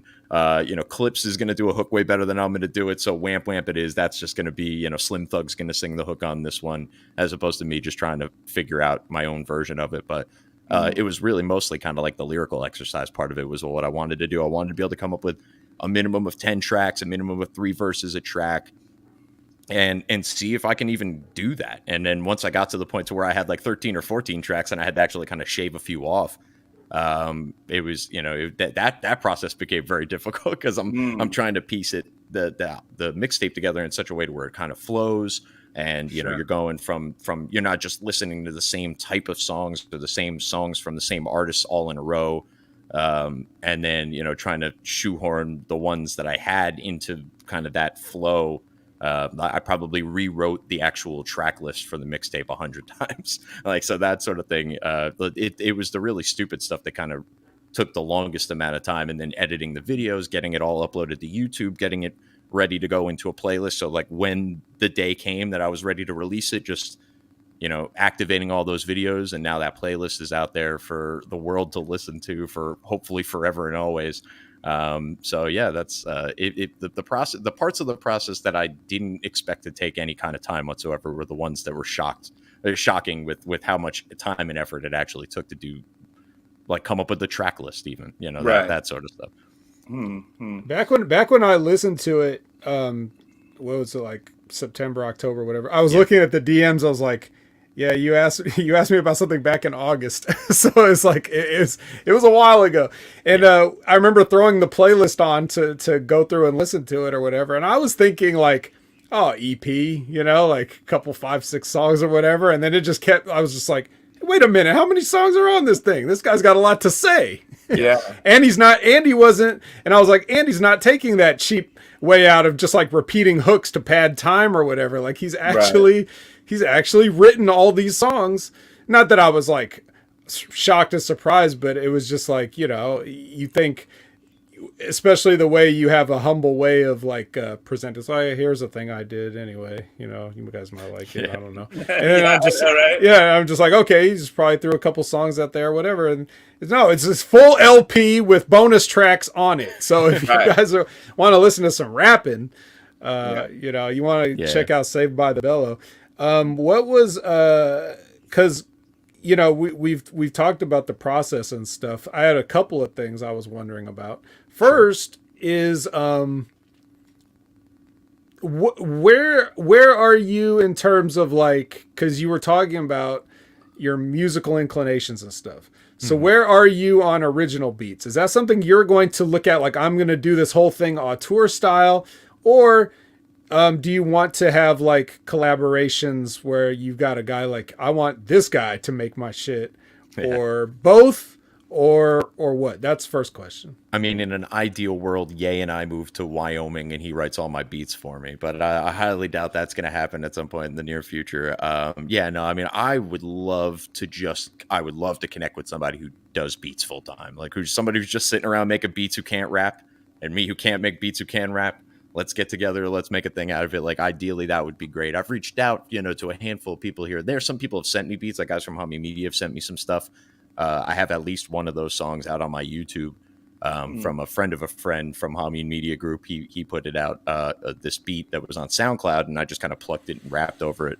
I would love to not have to worry about that part of it, to be perfectly honest with you. But then I also have ideas, like I think I was mentioning on Next Level this week. Like I've got a couple beats I'm working on. I've got like a Barry Manilow beat that I'm working on, sampling, like I write the songs from Barry Manilow, and another one with Kendrick Lamar. So there are ideas that pop into my head. I'm not the greatest with kind of coming up with hooks. A lot of the time, like as I'm kind of writing hooks or attempting to, they end up just being verses later down the road anyway. So it'd be kind of cool to have samples fill that void, or to have somebody who maybe has a beat and a hook but doesn't have verses for it, like come along and say like, hey, like I've heard what you do and here's what I do, and like I think we could kind of yin and yang this thing and make something out of it. That would be great. But in the meantime, until that person comes along, like I'm trying to work on beats myself.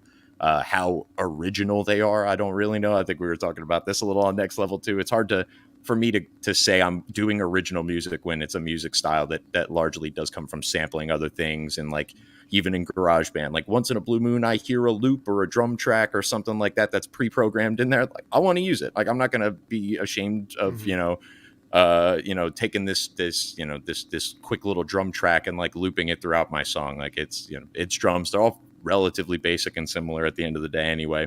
And I believe the way that the Apple loops work is that like you have rights to use them. So I'm going to use them if I think they're appropriate in a given moment.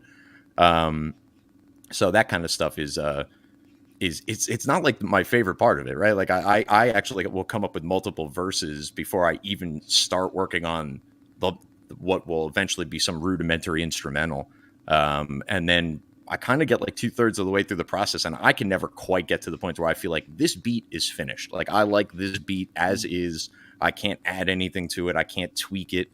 I never quite get there. So that's going to be like this next year, is trying to break through that threshold and like getting to a handful of beats that I've constructed largely from, other things that I've sampled or whatever the case may be, but that I've kind of put together from A to Z, and then trying to, obviously have lyrics for all of that stuff. So that's the ultimate plan. We'll see if we get there.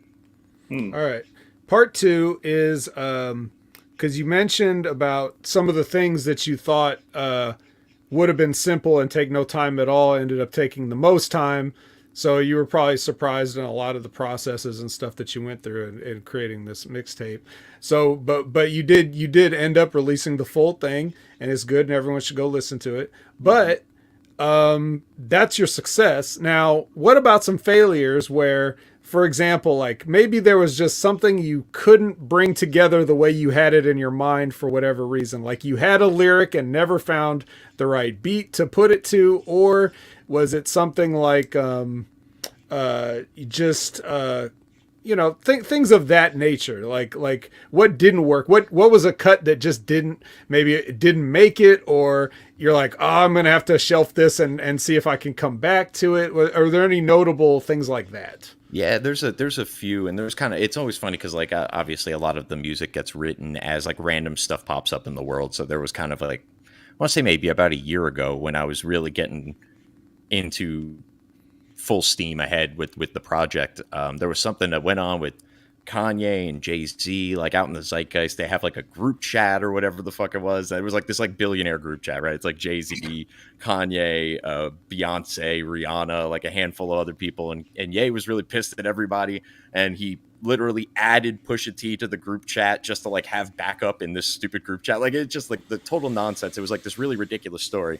So I had this verse, hook, whatever it is that kind of I came up with at the time, and I just could not find a way to get it in. I think it might end up being a hook like on a future project, but it's kind of something along the lines of and you'll like this, you get a little bit of a shout out in this, Jamie. It's I'm a pro dog and I'm going at these vets, don't give a shit who these bitch rookies be. I've been dope since birth, still putting in work, but I'm the only one who's really pushing me. I'ma go find what I'm looking for, like the remote control in the cushion seat. And one day, Ye gonna add me to the chat, man, like a motherfucking Pusha T. And then that could very well end up being something at some point, assuming that anybody still remembers that incident by the time I get around to it. But so that was one of those things. But yeah, that got tried on almost every beat on the mixtape at some point. I was like, man, I gotta find a way to shoehorn this thing in there. This is timely. I'm doing Kanye tracks. I'm doing Pusha T tracks. Like, there's gotta be a home for this, and I could never quite find a way for it. But that happens. Or even so many of the verses that you heard are like the fourth, fifth, sixth iteration of what I wrote, and there's maybe 2 to 4 bars that like I really liked. I just couldn't keep it in there because of whatever the theme or the way that particular verse was flowing or the rhyme scheme or whatever it was. But they're all somewhere. They're in a Google Doc or on a notepad or something, so they can resurface at any time. That's fascinating. How much? I mean, and I listened to it. I know for a while. You were producing Harrison Bergeron's podcast, yes, The Right Opinion, which, I mean, I know you're not doing anymore, but did any of that influence some of your rap, some of your thoughts? Oh, for sure. Well, I did. I did Harrison's theme song, right? So, I mean, Harrison probably takes credit for it, but the elephant in the room in a room full of elephants was like a concept I wrote on a bus when I was going to school in New York freshman year. I was like on some like college-y type trip, whatever we were doing. I was sitting in the back of the bus listening to like, I don't know, the Fugees or the Roots or something random, like something that was kind of like very into the whole vibe as I'm driving through the city, and on the back of this bus. And I felt like as much of a rapper as I had ever did at that moment in time. So, but sitting there, I kind of came up with that verse. And then later on, Harrison wants to do a political podcast. He's a Republican. He's, very right wing. I'm right wing. It is what it is. So the elephant being very significant in Republican, iconography or whatever it is, the elephant in the room full of elephants kind of naturally fell into my mind. And then it was a matter of just coming up with a beat, which I did. And in that case, it was a lot simpler because it only really needed to be about 40 seconds to just kind of open the show. So I never really needed to get to an actual resolution or go crazy with like mastering it or any of that kind of stuff. So that really did get the juices flowing. And then doing stuff on the podcast, right? Next Level, I used to have remixes or rap, kind of intros, and we'd do parody songs. And around the holidays, we do Christmassy stuff over on The Right Opinion. So it was it got to the certain point where I was just kind of sick of doing parody in the truest form. And I was like, let me see if I can kind of take this to the next step and take it to like a remix. And then obviously all the things I talked about earlier on about some of the songs that I kind of had in the back of my head. And I was like, okay, well, this is a good stepping stone to like get me going to where I ultimately want to go. And then, you get to 14 tracks or whatever the hell it is. And then it was just like, oh, okay, well, I think I've got enough now. Now it's just a matter of packaging it. And shouts to Mandir. I don't think I mentioned this on Next Level, for putting together the artwork for the actual mixtape, the cover and the back cover. I went to him. I was like, I've got an interesting idea for a mixtape and for a cover, and it's like all in my head. I think you could probably handle this. And I explained it to him, and he, after like 3 drafts, sent it back to me, and it was like the 3rd draft was absolutely perfect. So that's on the YouTube. It's on it's actually on the Right Opinion T Public store. So if you want to find that, I will eventually kick Mandir some money for those sales, I guess. But I sent him Mandir's one. Great. I've got. Yeah, Mandir's the man, and Mandir and I are the only ones as of right now that own a Saved by the Bello mixtape T-shirt. So if you guys want to join the club, you can do that. No, that's all right. That's fair enough. I'll fine. go on the Twitter machine. I'll tweet out the link for anybody who's interested. Yeah. And then the mixtape is there as well. So Twitter at the Andrew Bello. It's pinned right to the top. Hottest mixtape of 2022. Even though it's 2023, I think it's aged pretty well. Yeah, I mean, it's one of those things where, like when I saw like you were going to be on this thing, I was like, oh, I would have you. I'm like, what's going on? Somebody's like, oh, he's promoting a book. I'm like, what the fuck? And so I just went to look, and I was like, oh, okay, he dropped a mix. Somehow I missed the mixtape drop at the end of the fall, so I was like, all right, I'm gonna go listen and see what's going on. Holy shit, this is really good. I mean, I'm not a huge rap guy, but I'm like, all right, this is like everything grooved really well. It flowed. And I was just like, okay, I can put this on. And I mean, I'm not saying I'm putting on to be mindless, but like, it's good. Like if I'm doing chores or whatever, I like to have music on that entices me, but so it helps me move along with my work. Yeah.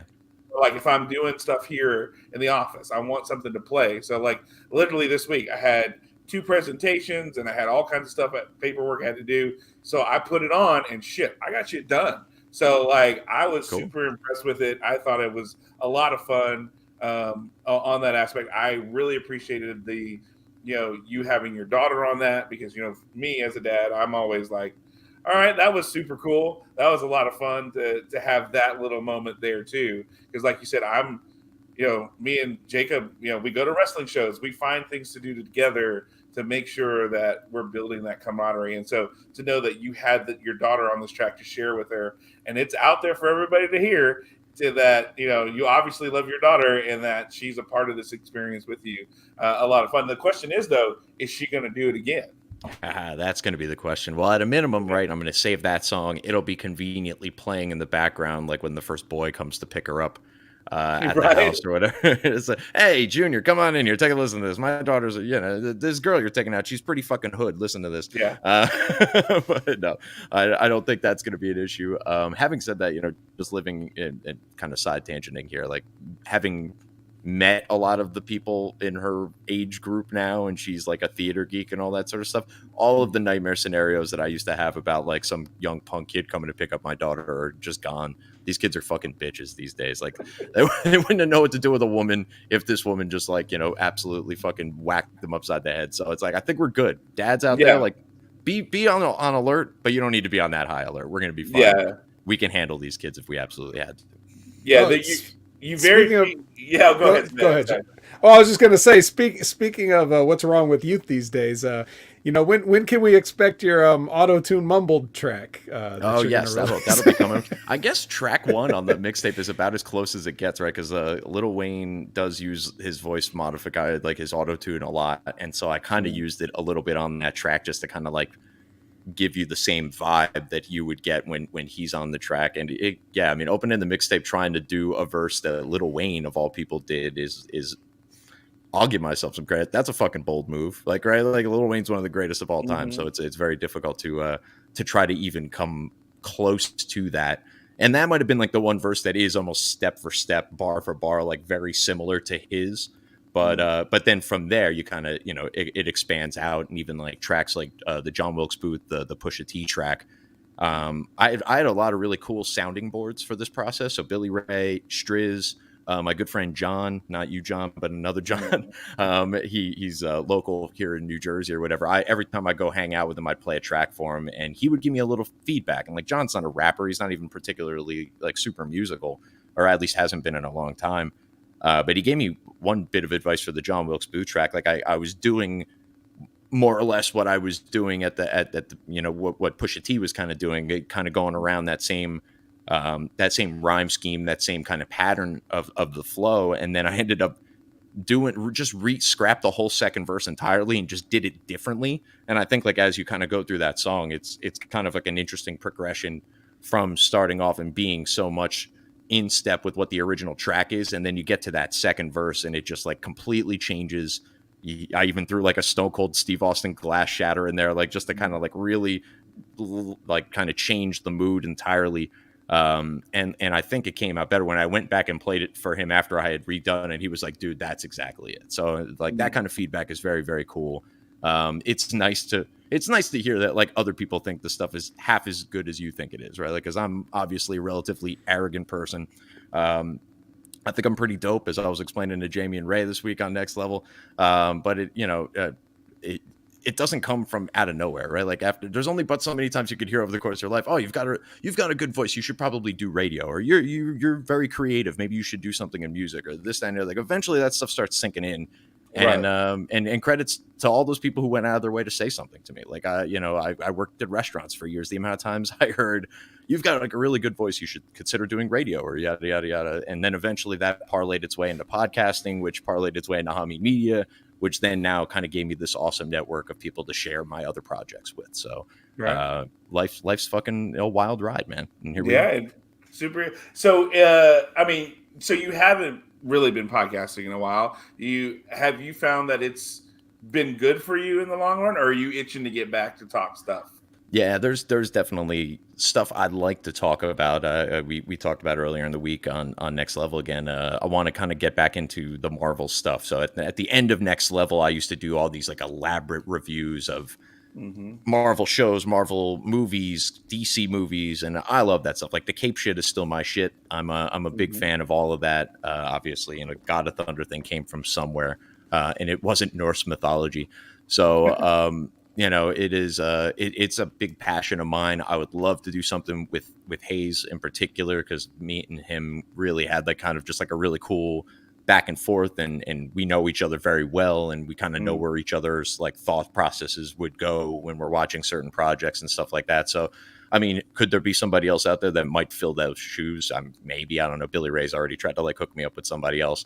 Yeah, John, I mean, I don't know. The Hayes thing, me and him have had so many discussions about it that like, I just hope one day he calls me and he's like, hey man, I actually don't have shit going on for once. Let's do this.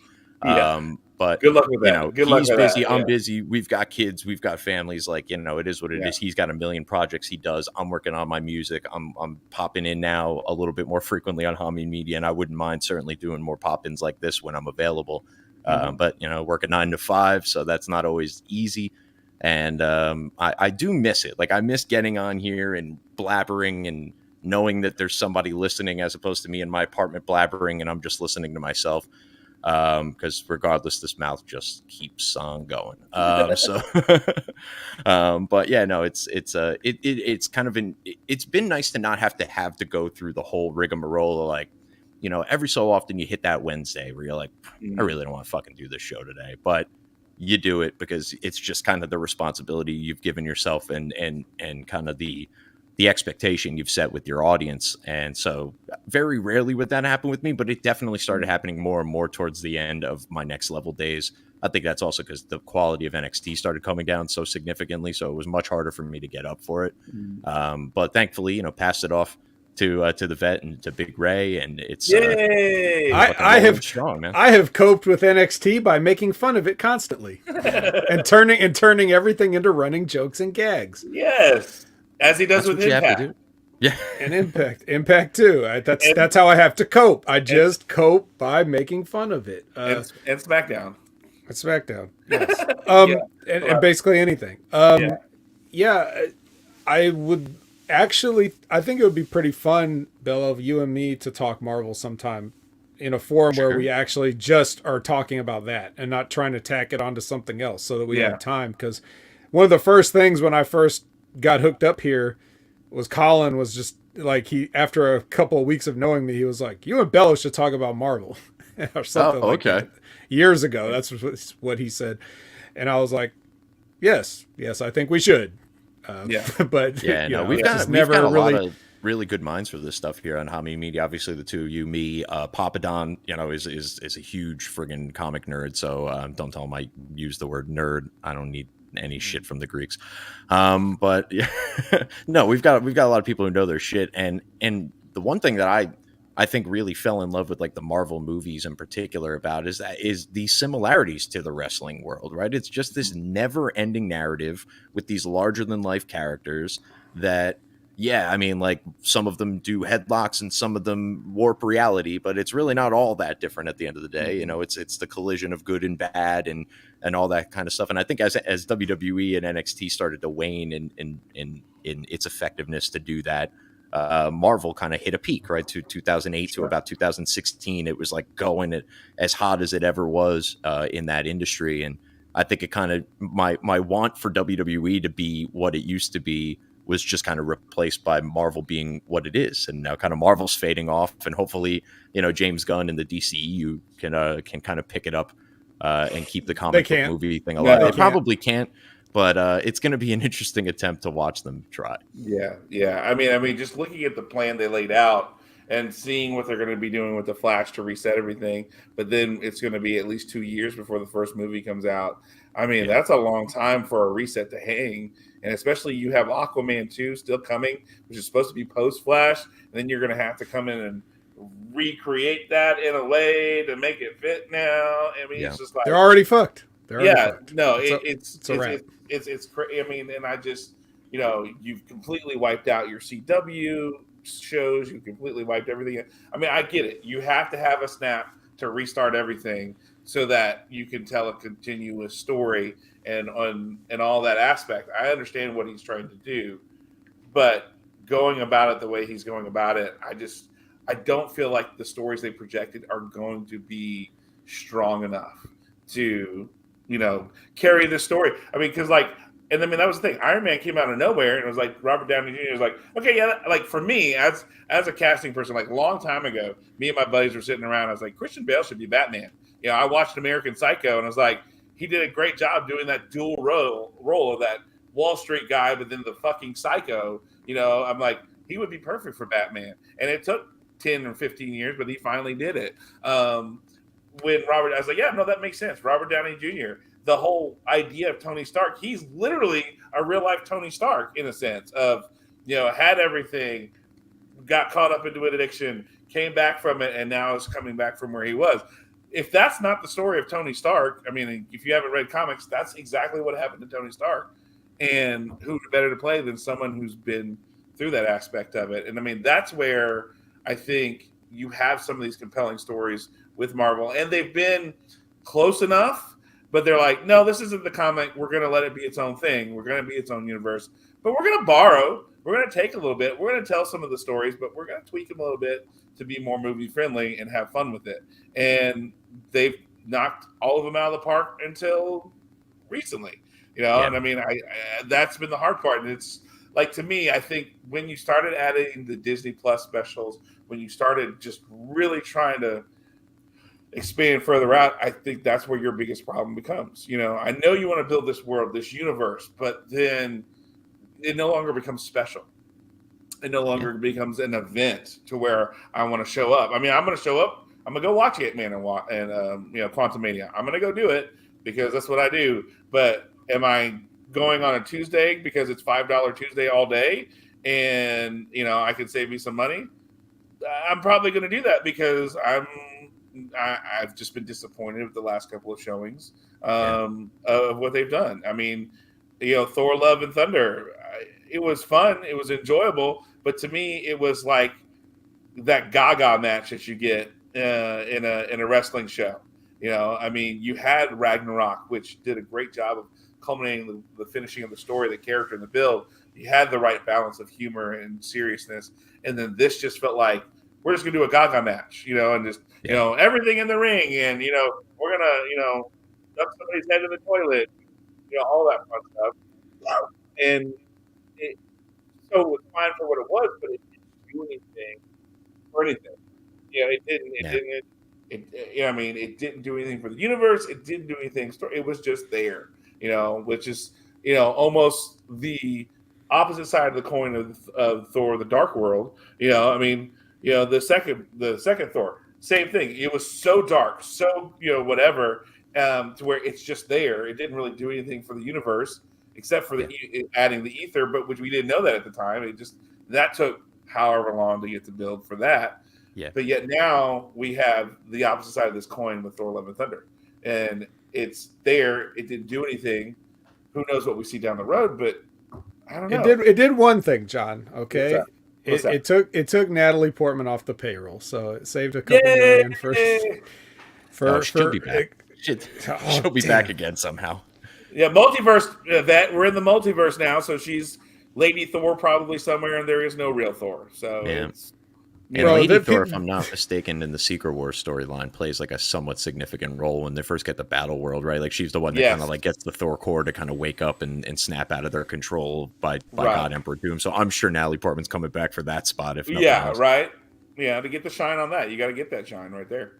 Yeah, I think that with the DCEU, I mean, the problem with the problem for James Gunn is that like Marvel did it by accident the first time, right? Like they stumbled into a cinematic universe. They put out Iron Man. They had no idea it was going to be that popular. They took a chance on Robert Downey Jr. They had no idea he was going to be that perfect. Mm-hmm. Then they did the same thing with the douchebag from like the Scary movies. Oh, let's make him Captain America.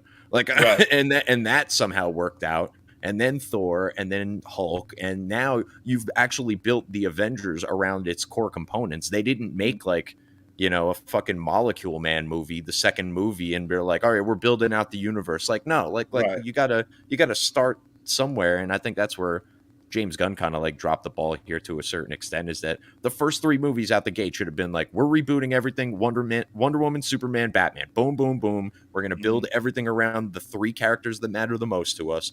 Yeah, we get it. You want to see Green Lanterns? Cool. We'll bring in a few here and there. We'll do some stuff there. You want a Martian Manhunter? Cool. He'll appear in the background. He'll shapeshift a little bit.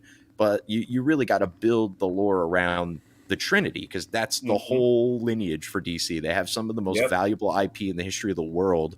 And the fact that they haven't been able to monetize it is frankly fucking staggering. Like if you gave me the rights to DC tomorrow, I'd be a billionaire by the end of the month. Yeah. And you had perfect casting with Gal Gadot. You had perfect casting with Henry Cavill. How many times have you fucked up Batman with all the different actors that you've put in there? I mean, in that aspect, Christian Bale was really good. I would have liked to see him as Batman in that universe with Henry Cavill and Gal Gadot. I would have liked to have seen that if they could have made that work. Ben Affleck wasn't terrible. I wasn't like with Ben Affleck. He was serviceable, but I love Affleck. Yeah, I did. He wasn't George Clooney or Val Kilmer or even Michael Keaton. Like, I'm gonna be honest, I was never like, he didn't physically look like Batman to me because he had the rubber suit, and when he's out of the suit, like, it was not like that thing. That's what I loved about Christian Bale, is even when he wore the suit, he looked like he was formidable, in some way, shape, or form. Sure. He looked like he could have been that. Ben Affleck, when he was out of the suit, okay, I could see the look. He put in the work. He really made himself look like he could be a Batman. Michael Keaton looked like a dumpy 40-year-old who just happened to put on a rubber suit that had muscle. Yeah. I'm sorry, and people are like, "Oh, I love Michael Keaton," but I could see that perspective. Yeah, and so it took away from the story for me. Whereas you have Jack Nicklaus, who's playing the Joker, looks like it, embodies that. You've got some of these other characters who do that, and then they're opposite of Keaton. Even Michelle Pfeiffer as Selena Kyle, as Catwoman, like that was to me a more true representation than what Michael Keaton was doing, because even in and out of the suit, she looked like that kind of thing. So I know, and everybody's excited about the Flash and Michael Keaton being back and being the Batman. Cool, but it was like, so for me, Christian Bale's my Batman outside of Kevin Conroy. Kevin Conroy is Batman. Kevin Conroy's anybody says otherwise, you're fucking stupid. I'm sorry he's dead, but he was Batman. But outside of that, in the movie versions, Christian Bale was, and that's the problem. But I guess the question becomes, really, with the DCEU, how do you? You just have to blow it up, and pretty much. Did you? Well, when you blow it up, though, what are you gonna build out of it? Right. Because what they're doing now is what I assume they're probably going to continue to do. They The biggest issue here, and this turned into a second podcast, but the biggest issue is you have too many things that don't go anywhere. Mm-hmm. They go absolutely nowhere. Like, I was just having this conversation the other day. We were talking about there's like a Joker 2 coming out. Right. Like, what does that have to do with what did the first Joker have to do with anything? You're putting a character in a movie out that's not going to ever interact with any other characters that we know or would care if he interacts with. This guy's like 45 years old and Bruce Wayne's like 8. So like, what are we doing? What are we doing? You keep having like Batman projects that don't involve Batman, like you got stuff show. Yeah, a Penguin show. Who gives a shit? Pennyworth's already canceled. Okay, like, but we keep hearing how Warner Brothers is hemorrhaging money, and they keep doing stupid shit like Pennyworth. Like, of course, like none of this is important. It's exactly like what you were saying. The big three. You have to focus on that now, because that's the only thing that's going to draw any money. People don't care about this Black Adam. Who cares? Yeah, they put I'm sorry. in Black Adam, and no one gave a fuck. Like, I mean, right. And it's just so if they don't have a thing where they just say, look, at least all the Marvel stuff, it's all like there is a little bit of oversaturation with it, right? Like, I don't know how many. Look, I wasn't really into Moon Knight. I watched it. I didn't super love, those things, those extra things. She-Hulk could have been better. Hawkeye's okay, but like, that's what I'm saying. Like, they're doing these things, but even if you didn't enjoy the 6 to 8 hours that they spent telling those stories, that they could factor in the future. The groundwork is done. So now if they show up in something else, it's like, hey, remember this person? Remember from when we showed you this person, 8 hours of this person a few years ago? Well, here they are. Here's Daredevil. Like, all this, like those things. DC has none of that. Mm-hmm. You had a Christopher Nolan trilogy of Batman movies that were excellent, and you will never see that interact with anything else in the entire comic book universe that DC has. Right. So what was the point? That's where I don't agree with what you said, Bello, that it was an accident, the first phase. I think they had that planned out, and they knew that it was going to, like, even if Iron Man didn't succeed, it couldn't go through with all of it. But I think they had the plan for, like, well, if it does, like, this is what we're going to do. Here's the next couple steps. Sure. Yeah. Yeah. If it wasn't that, there wouldn't have been no post credits, scenes or whatever. There wouldn't have been no Nick Fury. There wouldn't have been, and the Hulk came out, like, the Incredible Hulk came out like the same year. So they had to know what they were doing, but it was a gamble, but it paid off. They used the characters they had the rights to left, and it turned into such a thing that Disney was like, give us that. So that's what they did, and that's what they continue to do. And DC keeps trying to throw out piecemeal things of tertiary characters, and then wondering why they're just losing their ass. It's absolutely astonishing. And they could have done it before anybody, because they had Christopher Reeve, they had Michael Keaton. They could have done this stuff back in the 80s, and they fucking blew it. So why should we think it's going to be any different now? The only thing that they're doing is playing catch up in a race that doesn't exist. Yeah. So, all right. I think the one thing DC could do differently that would be also kind of akin to what they did in the comics is just not only do you do movies with the trilogy, like give the 3 trilogy members, Batman, Wonder Woman, and Superman, give them the 3 completely different directors that do things 3 completely different styles. I think the one issue with the MCU is that everything is very formulaic and it is very cookie cutter, and it all very much feels like it is all happening in one universe, where you can kind of do that in DC. You let the 3 trilogy members kind of expand their individual universes, and then like what they would do with the crisis events in the comics is you bring somebody in, a third party, a fourth party, to just make sense of all of it, tie it all together, put a bow on it, end that particular generation or cycle or whatever it is, and then you can kind of start anew from it. Like, it would be kind of, not that I think they're going to do this, but it would be very cool to see like Robert Pattinson's Batman interacting with Gal Gadot's Wonder Woman, and then maybe, you know, whatever James Gunn's new Superman is, who's going to maybe be a little younger and probably a little funnier and maybe a little bit more awkward. I can imagine him being like almost akin to Dean Cain Superman. Like I think we're going to get that sort of vibe. And then, like I said, you have those three completely different branches of this universe, and then you find somebody like a Rick and Morty writer or some guy who can like really tie together all of this nonsense into one story. And then you have a crisis event, everything reboots. You can come right back with all different characters or whatever it is. But I thought that was the coolest thing about DC Comics, is how they would kind of do that. They'd kind of get themselves to a point where like, all right, guys, things have really kind of gotten out of hand here. We need to bring in like one guy to come in and just neaten all this up, prune all these branches, get us back into a general direction. And then they would do it again for another 10 years. And then they just do it all over. It was great.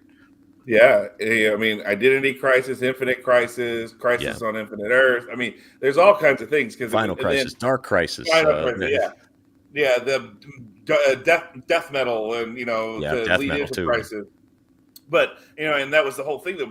But the reason why that had to happen, though, too, because DC had bought all these other properties. You know, Shazam was not a DC property. It was, you know, Fawcett Comics, and they had to bring that in.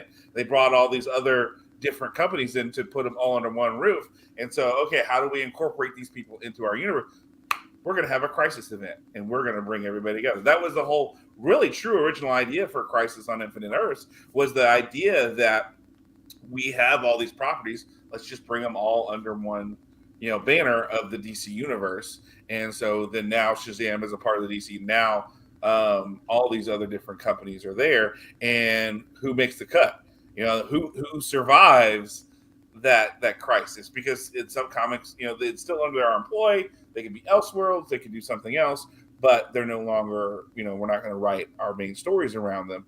And then I think that's where you get the nostalgia aspect, when you have the later crises, when you bring back some of these characters, you know. Oh yeah, and, like when Barry Allen comes bursting back out of the fucking Speed Force, like, or whatever. Like, and I hate Ezra Miller, and I hope they recast him. But if that happens in 10 years in the DCU, like this Ezra Miller, Barry Allen dies, and he just like out of nowhere, right when all the other speedsters need him, comes bursting out of the Speed Force in 2035 in a movie or whatever. Like, I'm gonna lose my shit. That's really cool. That's a really cool nod, you know, back to the comics, and that's the kind of thing that you watch these large, never-ending, interwoven, interconnected stories for us, for like those types of callbacks. Like when Tony Stark shows up again in Secret Wars, played by Robert Downey Jr., everyone in every theater that you're going to go see this in is going to probably wet themselves, and it's going to be wonderful, and we should all probably wear a diaper. Right. You know what I mean? I think there's already talk of that he was the surviving member of the Illuminati from that universe, and is pissed. Yeah, I think I've read that a couple of different places, that he's pissed at 616, so 838 or whatever they are, is he's coming after because he survived. It's like, all right, well, here we go. And it's the Superior Spider-Man from that storyline. I don't know if you read that one, but boy, that Tony Stark does not give a fuck. Like, Superior Iron Man, that one. Superior Iron Man, like he does not give a fuck. So that'll be exciting to see that version, if that's the one that they're going to go with. And it'll be fun to kind of see that. But man, it's the crisis events that DC does comic wise work. I mean, they even did it on the show, which was kind of fun. You know, when the CW universe, like, you know, technically they were all their own entities, but now we're bringing them all together and making them come together as one thing. It made sense. So I agree with you. Maybe that should have been the direction we go, where we have all these properties, and maybe we have Henry Cavill for a couple of years, and then it's like, okay, we have this crisis event. So that's how we transition to that Superman dies because he sacrifices himself to save the universe, but it inspires a Superman from another universe to come in and be that our Superman for now. You know, things like that. That's the funnest way you could do it. But you know, and my biggest issue is James Gunn is a writer and a director. He's not a producer. How much is he going to be having hands-on with all this? I mean, he's already said, I'm going to be with this. I'm going to be with this. Like, there was at least 4 or 5 projects that he announced when he did this thing that he said he was going to be involved with. And I'm like, okay, look, I get you're James Gunn. I get you, but you can only spread yourself so thin. Yeah. You know, if you're going to be personally involved, writing and doing these things, you're going to spread yourself thin, and something's going to go to the wayside. Like, really, honestly, we need. I mean, I know the other guy is more of a producer that's there, but James needs to learn to delegate. Be that Kevin Feige who has the overall big picture. Okay, see, this is where we're going. This is where we're going. How are you filling this gap? How are we making this fit into this universe? Things along those lines. Kevin Feige is not writing these stories. He's not directing these movies. He's letting people do that for him and making sure everything falls into line and continuity of the story they're needing to go. The overall story overlord. And that's where I think James Gunn really needs to be.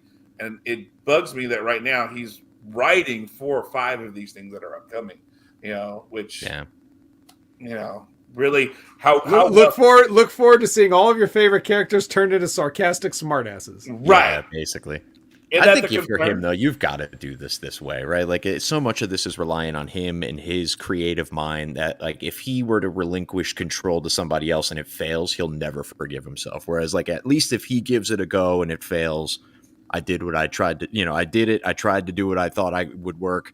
Didn't work out. I'm too James Gunn for this universe, or I'm not dark enough for this universe, or I turned everybody into a sarcastic smartass, even Superman, which would be a very interesting interpretation of the character. I almost half want to see it just to see what that would look like.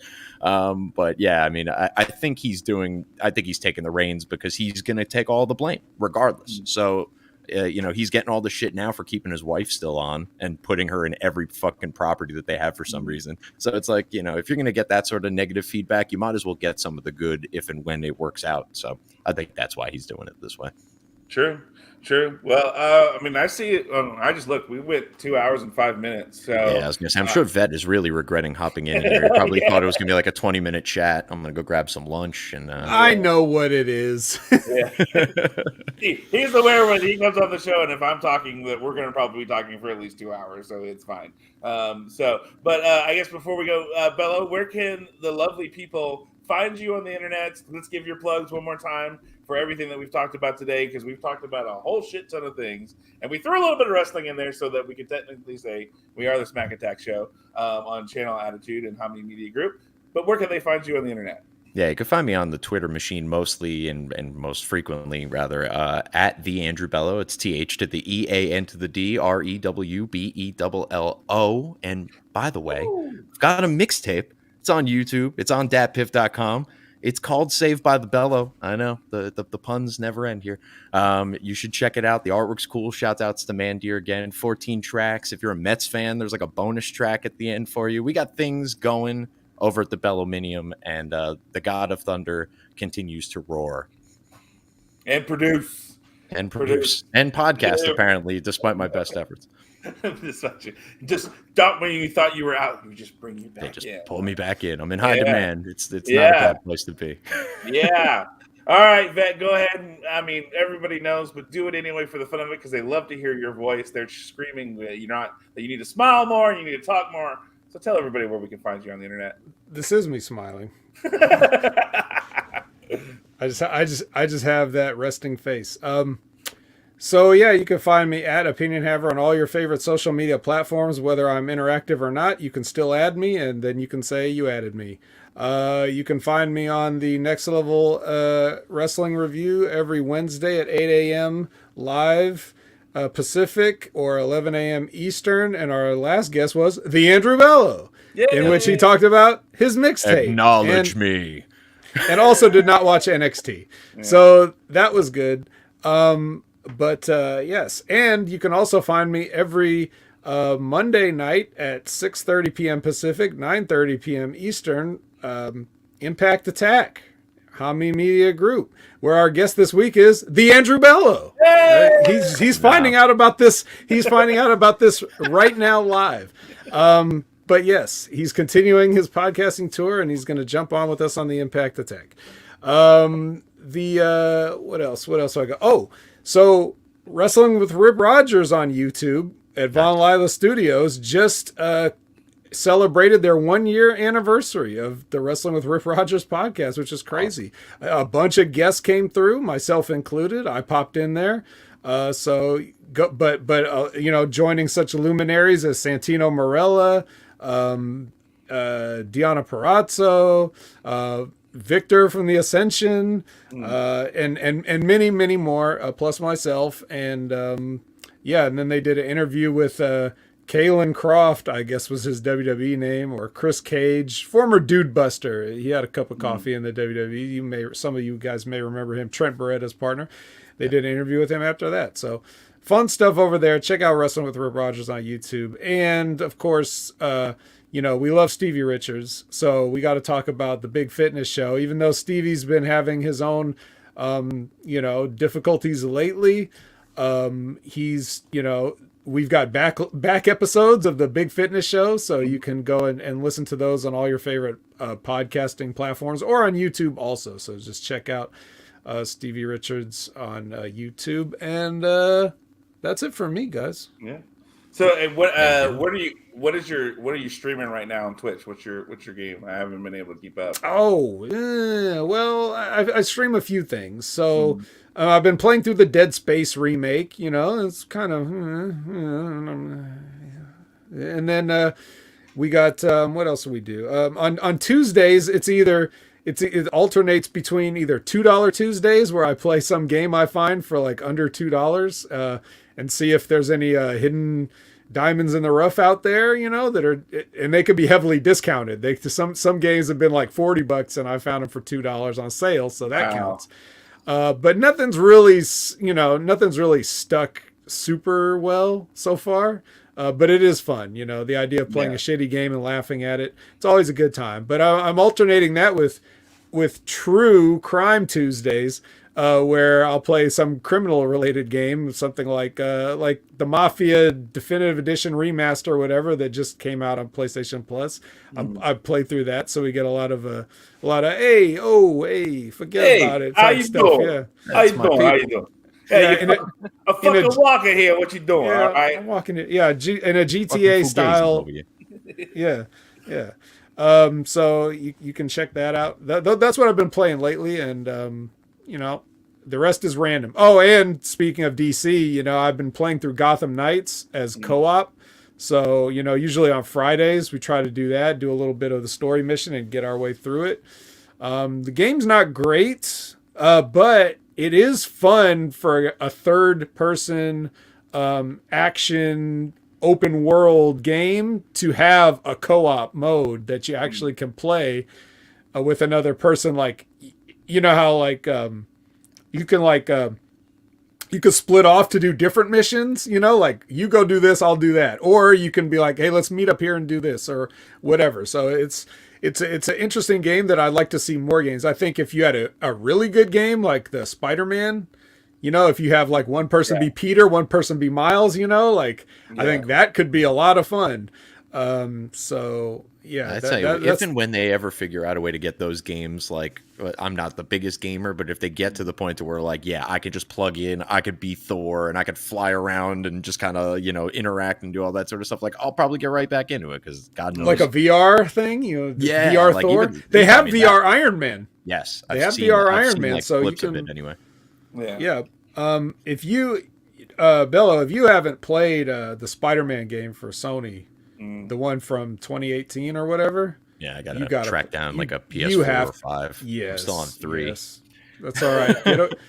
Go ahead and get you a 5. DVD player now. That's basically all it is. Yeah, get you a PS5 so you got a 4K player, and then get you a Spider-Man. And as a Marvel fan, you could not treat yourself any better. I promise. Right. Yeah, I've been looking for a second reason to get a PS5 because the only game I do play is God of War. So obviously I want to be able to play like the couple more recent ones, which I haven't been able to because my PlayStation's sadly out of date.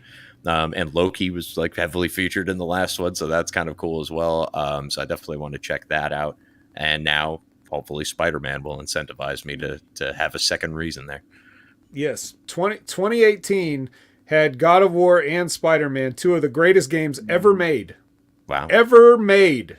Yeah. So, I'm not really a fan of today's game. So when I say that, there's a little bit of weight behind it. You got to check them out. Yeah, and God of War Ragnarok, the newest one, features the God of Thunder, Thor himself. That's right. Yep. Yeah. So people were giving shit like Thor looks like a fat dad bod. I was like, Have you not seen like what real Thor is? Like if you know anything about Norse mythology, not even the Norse gods look as good as Chris Hemsworth. Okay, right? Everyone fucking just pump your brakes, people. Yeah. All right, Vet. I don't know if you want to, but a lot of people have been asking this question of what happened with Stevie, and people. The only reason you guys haven't been hearing about it is because it's up to Stevie to say. So we can't really say. I just don't worry too much is what I'm saying. I mean, you can kind of piece it together if you read between the lines or whatever. But he's gonna be fine, and he's gonna be documenting his recovery. So like I said, stay tuned with all Stevie Richards. Follow him on Instagram or whatever. He posts there more so than he doesn't really post on Twitter. Follow his YouTube channel in case he makes a new video or whatever. But Stevie will be all right. But it's just a professionalism, respect. Like it's not my place to tell. So if Ben's not saying it, then I ain't gonna say it. Right. Then and I mean, rest assured, orders have been passed down for us to shut our fucking mouths about it. Right. Yeah. I mean, we're not, and that's the thing. But we want. Nobody told me anything. For the record, nobody said don't say it. I spoke to Stevie directly. I talked to him about it. He didn't tell me don't tell anybody or anything. I'm just it's his because he didn't say go tell everybody. Right. I'm just neutral, but guys, just don't worry. It's all right, but it's just one of those unfortunate things that kind of happens. So yeah. It's not our story to tell. It's his, and it's up to him to share it when he's ready, and that's going to be the case no matter what. But he is fine. Everything's good. Just know that he's recovering, and those are good. And when he's ready to share, that's what you'll know when we do, and that's the important part of it. Just send them your thoughts, prayers, good vibes, whatever you do, whatever you believe in. Just know that he'll appreciate the support. He really will do. Go buy his band program. Make it pretty good, and go buy Stevie Richards Fitness, which I've done, and I love it, especially when we have ice storms and Planet Fitness are pussies and they don't want to open your gym. So you have to do what you can. So you do Stevie Richards Fitness, and it whips your ass. So go do that. Buy his stuff because he's got good stuff for you. Or go check out his YouTube video, boost his views. Go see all the things he's got going there. Or use his affiliate links. Go find something from there and do that. Show support that way as well. Or if you just go like his stuff. If you don't want to spend any money, go like his stuff and be that way. So, all right. Well, I guess we'll end the show. I guess I need to tell people where I'm at. You can find me at JReezyMen on Twitter and Instagram and TikTok.